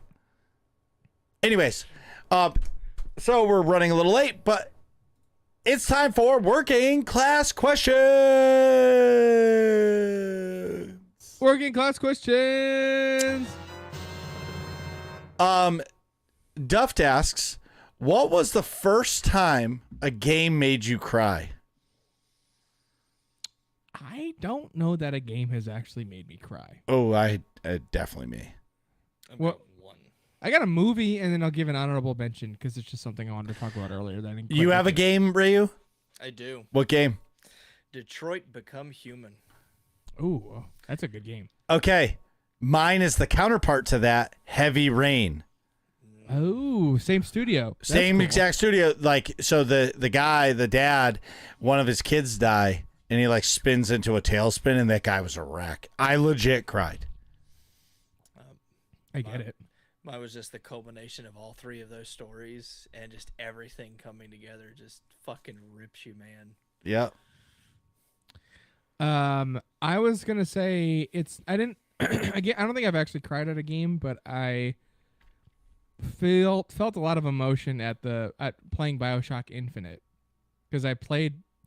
There's a twist in the original BioShock, but it was kind of spoiled for me because I played it so far after the Would fact. you kindly? Yeah, that twist. And so in Infinite it has I honestly I felt like the impact of that twist in that game was bigger, and then going to play the Buried at Sea DLCs 1 and 2, it was just like so heavy emotionally of like Elizabeth's story arc with, Booker's story arc combining with Comstock's story arc. It was just that whole series. It was amazing. And quick sidebar: the game director for all the BioShock games, Ken something or Keith something, I forgot his name. They have a new game called Judas that just the trailer got released at the PlayStation Showcase this week. But I would say big emotional impact like that would be the BioShock series. Like the ending of BioShock Infinite in particular got me. Like I was old enough to like emotionally understand it, and like that that just felt very heavy to me, and it made a big impact. Go ahead. I was gonna say I thought of one more. Go ahead. The Kingdom Hearts series, as far as you were saying series wise. Yeah. The whole Kingdom Hearts series, just everything. That was a game that I grew up with my dad, and we waited until Kingdom Hearts 3 released all these years later. Just that tugs at my heart every single time. Yeah. My honorable mention would be the Mass Effect series. And not because I cried, it was because it was like real stakes. Yeah. You know what I mean? Like it was do or do not. Like you had to save, like the Reapers are coming. You know what I mean? And like all the bad shit and like all the deception. And it was like real, like there were real repercussions for everything going on. And for me, it was definitely the Mass Effect series. Yeah, the Mass Effect series did a good job with like that emotional weight to Yeah. like the stakes. In a way a lot of other games don't. It's like something But- about it's like, oh fuck, the Reapers are going to kill everything unless you piece the shit together to figure it out. Yeah. The other thing too is to like say like an emotional part is like beating a nightmare raid boss in Star Wars The Old Republic, after you fight that boss for months trying to figure out the mechanics to win, and you finally beat that boss for the first time, literally, I've had tears in my eyes that like, oh my God, we did it. And then once you beat it, it's fucking easy. But that first because clear, you know the dance. right? That first clear, and it's almost like that with Elden Ring. You fight something over and over and over again, and then you get it, and it's like, I fucking did it. You know what I mean? Like, I've always been a story player. Like the games that are on story mode, like play it on easy just because I want the story. But really, what I've done is I've cheated myself out of quality. You know, like I'm gonna play Jedi Fallen Survivor eventually, or whatever it's called. Yeah. So, yeah, on like a hard difficulty. Grandmaster, son. Dude, it's hard as fuck. Very hard. Hey, That listen. is hard Hey, as fuck. Hey, I'm gonna tell you right now, it ain't as hard as Elden Ring, dog. I don't know. I mean, I haven't played Elden Ring like you Right. have. I should go play it, but I'm just saying. Like- I will say, the game also was fucked up when I was playing it. Yes, I it was, losing yeah. a lot of frames and shit. Yeah. So, if I went back, it'd probably be a little easier because that's a little more optimized now with patches. But dude, if I beat Elden Ring, or when I beat Elden Ring, like that game is got the same mechanics, but it's not gonna be like that game. yeah, no, if you finish Elden Ring and then go play Jedi Survivor, Yeah. it'll be easier. be a lot easier. Yeah, I bet really. you'd really enjoy Survivor. Yeah, that's what you should just play next. Like once you finish Elden Ring, go play Jedi Survivor on Grandmaster, and then go back and play. I really DLC want to or play something. Bloodborne, Well, sure. unless they release I think- Demon Souls on the PC. Well, I'm just saying, as a mix-in, I think Yeah. the mechanics are similar enough in that game that you would enjoy it a Yeah. lot. Now I- that you like the Souls-like games. Yeah. Oh, I love them. All right, so Duft also asks, will you ever stop playing? My quick answer is no, definitely No. not. I'll transit. I'm sure when I'm like old, like so old that like arthritis starts to take over my hands, like 70s, 80s, whatever age that is. I'll probably switch to a controller instead of mouse and keyboard and stuff. Excuse me, but no, definitely never stop playing. I find myself that when I get older and like I can't play, that's when I'll really like dive into an MMO, because they're like the mechanics of the game is a lot easier to play. Yeah, it doesn't rely so much as like your skill with the controller. Right. buttons, It's but more of like, okay, you got to hit 1, 2, 3, or with a controller, like you can play Final Fantasy 14 or Elder Scrolls Online with a controller. Like you could easily do that and grind away. And it's never physically demanding or like mentally demanding. Like Yeah. obviously if you're doing raids, it's a different story, but like for the most part, Yeah, like when I retire, I don't foresee myself like playing golf a lot. I mean, I probably will also do that, but like I'll probably just play a lot of video games if I had to guess. it all depends on where the road takes you. I know, but that's like as like a big hobby. I can't foresee myself not playing a lot of video games, if that makes sense. Yeah, I think like playing video games has been so much a part of our lives growing up that just because we've gotten older and we can't, react to Call of Duty or these high intense games like we used to, that we're gonna stop doing it. Like we're gonna find ways to still bring it. Like for God's sake, if it's me playing Animal Crossing with my great grandkids, I don't give a shit. I'm still gonna be Right. playing a game. Exactly. Come over to Grandpa's house to play games. Like I'll have all the consoles. Right. I'll eat fucking spam, and but that fixed income will buy all the new consoles. There you Damn it, go. for the sure. grandkids. Yeah, for sure. What's our last question? It's from Atrax. He said, what's the most you've spent at Tractor Supply? I feel targeted with that question. I've never been to I don't even think there is a Tractor Supply around here. Nick, there's a few. But that's my point. I never went to Tractor Supply until I started this job a year ago, and I think I've spent like $30. It's the dumbest fucking store ever. Like, there's 0 point to that store. You can go to Home Depot or you can go to Lowe's or a lumber yard and get the same shit. I mean, now if this question was Harbor Freight, that's a different story. Right. Because like Harbor Freight has some deals on some stuff, and I will say, since I've been renovating, I bought I went there for the first time my whole life. I bought like 12 things. And it was like $39.99 for those 12 things. Exactly. I bought like a putty knife. I bought one of those toolboxes that like has like the soft hand, like it's a toolbox that's like open. Mm-hmm. You know what I mean? It's like a tool basket almost. Yeah. With like all the pockets around it. I bought this magnetic little bowl that looks like a doggy bowl. Oh, like yeah, to hold water your bowl. screws. Hold your screws. That thing is fucking awesome. How many times we could have used that when we were doing siding and fucking finished cabinetry or whatever stuff I was working with you however many years ago when we started the podcast. Oh, it's fucking stupid. They definitely had those. You know how much that thing was? It was $2. It was $1.90. It was $1.99 at the register. I'm like, are you kidding? Tool. It wasn't in the budget.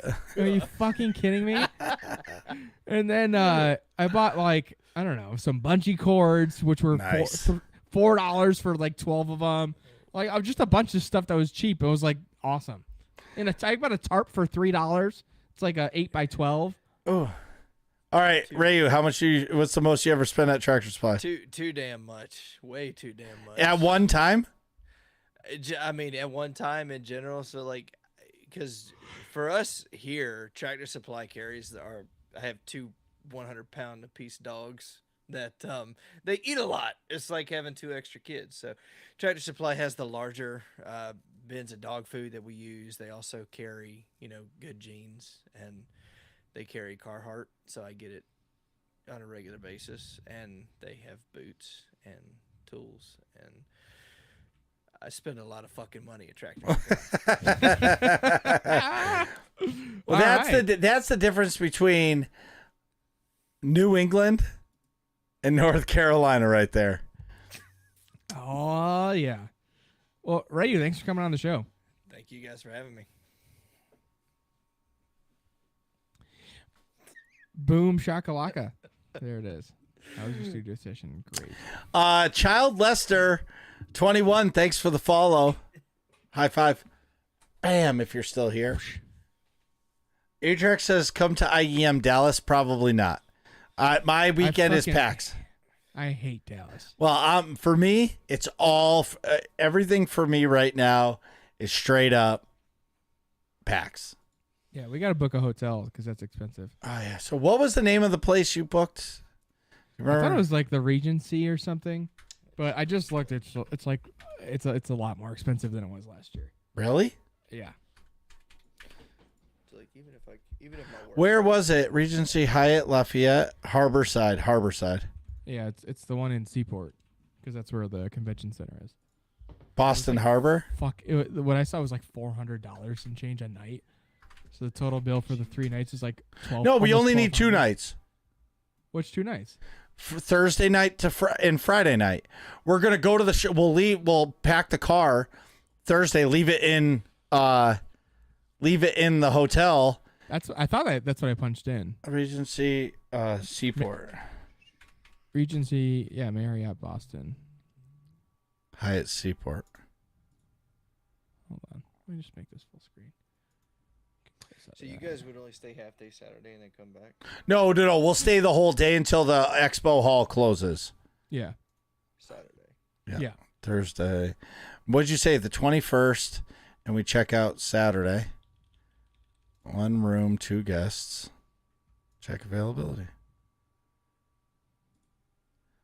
Yeah, $800. Was it the Renaissance? Oh, maybe.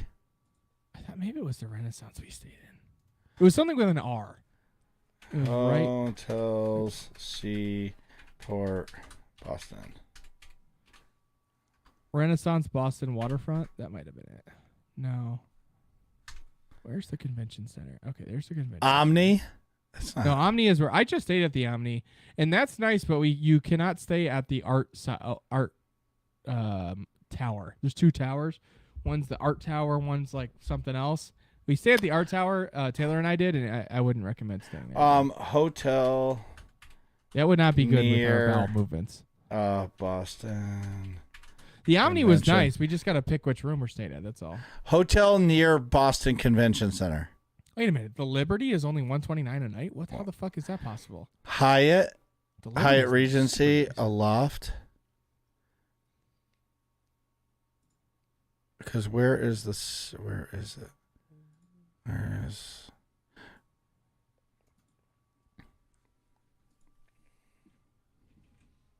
No, we stayed at the Renaissance, Boston waterfront. I remember. I recognize the.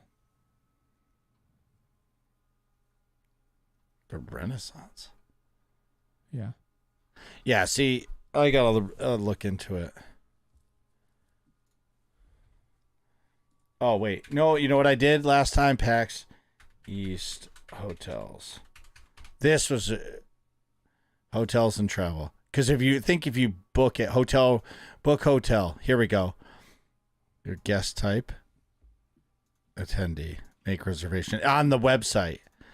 If you go to Through PAX. check in, yeah, through PAX, the 21st, check out the 23rd, 1 room, 2 guests. Go. Omni Boston. Oh, here we go. Omni Boston Hotel at Seaport, $285 to $305 a night. Seaport Hotel, $294 a night. Yodel Boston Hotel. This is half a mile from the exhibition center, 0.2, and then this one is 0.1. I mean, the Omni is the closest one to the convention. All right, so hotel is unavailable. Oh, there's no hotel available. Yeah. Oh, right here, Hilton, 1.6 miles. Fuck that. I'm gonna be fucking Ubering.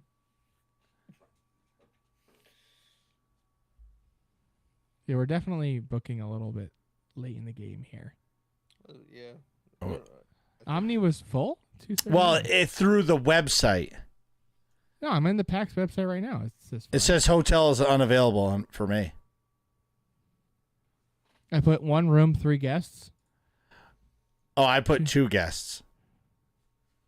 Two double standard. Complimentary Wi-Fi, complimentary fitness facilities. You can book it? Important. Select, yeah. See, like, dude, I can't. 2 double standard, yeah. Arrival date 3/21/24. Departure 3/23/24. Yeah, I can't book that. It says the hotels and travel. You're on the PAX website. Yes. You click book hotel and hotel registration. Yeah, I clicked book. Yes. See, so I just did it just out of curiosity to see it. It just says hotels unavailable. Yeah, see, me too. Maybe you got in and something's available for you to book. Well, I clicked 1 room and 3 guests per room. Yeah, that's what I did as well. It still says it's unavailable. Yeah, mine too. The Omni Well, Well, will it let you book it right now? Yeah, but I don't have $537.92. Oh, fuck. I don't have my fucking wallet with me.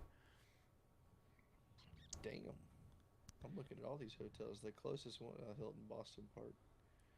Embassy Suites. That's 4 miles. That's not a bad price though. Between the 3 of us, 537. Just call it 530. That's cheaper than last year. Yeah. Oh wait, Omni Parker Hotel, 1.2 miles. It's too far. That's never mind. That's the wrong hotel. So it wasn't the other Omni. No, I'm thinking of. No, I wanted Omni Boston at Seaport, and I've clicked on the Omni Parker. Never mind. That's what okay. it is. That's what I was looking at. Omni That Parker makes a lot more sense. is 1.2 miles. Yeah. That's why it's so cheap. Yeah. Yeah. Because the other one's not available. Pretty much you have 3 options for your hotel.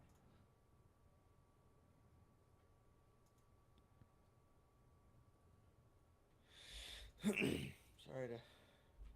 Oh no, Omni Boston Seaport. Oh, yeah, hotel is unavailable. Yes, that makes sense. Okay. Then there's the Seaport Hotel is unavailable. Yotel is unavailable. The Westin is also across the street, unavailable. Intercontinental unavailable. Renaissance unavailable. That's where we stayed last year, I think. A loft. Yeah, Omni Parker. Or I thought it was Regency. Maybe it was Regency Marriott that we stayed at. Yeah. So Hilton Boston Back Bay, Omni Boston Hotel Seaport is $453 a night. Fuck you. Yeah, no, we're not paying that. No.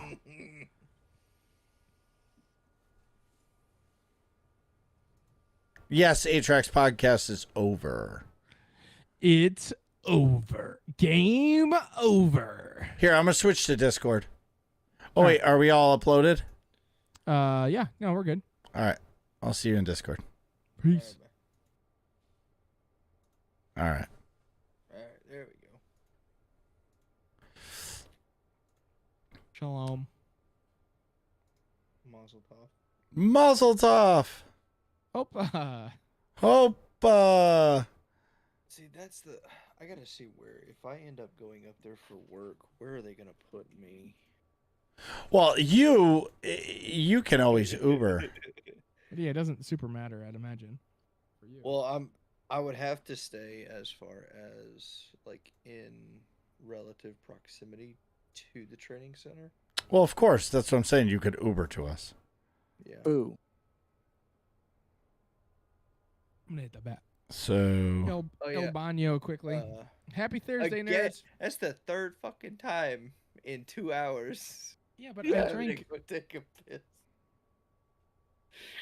Tiny bladder Nick over here. Oh my god. Hey, there he is. That's a sweet logo. Hello. Thank you. Oh And I was drinking water too on top of it. man, I'm 6 Jackson Cokes deep, and I don't know how many bottles of water. So Well, you're just a camel, and I am weak. People's tank. guys, we're gonna raid out to The Vex Mythic class. That is Epic Hazard. Let's go say hi. I will see everybody soon. How Buddy. will tomorrow? I will be live oh yeah, Power World server tomorrow. maybe tomorrow or that's a Sunday. good idea. We should do that after stream. But it was great seeing everybody. See you soon. We're good. Bye.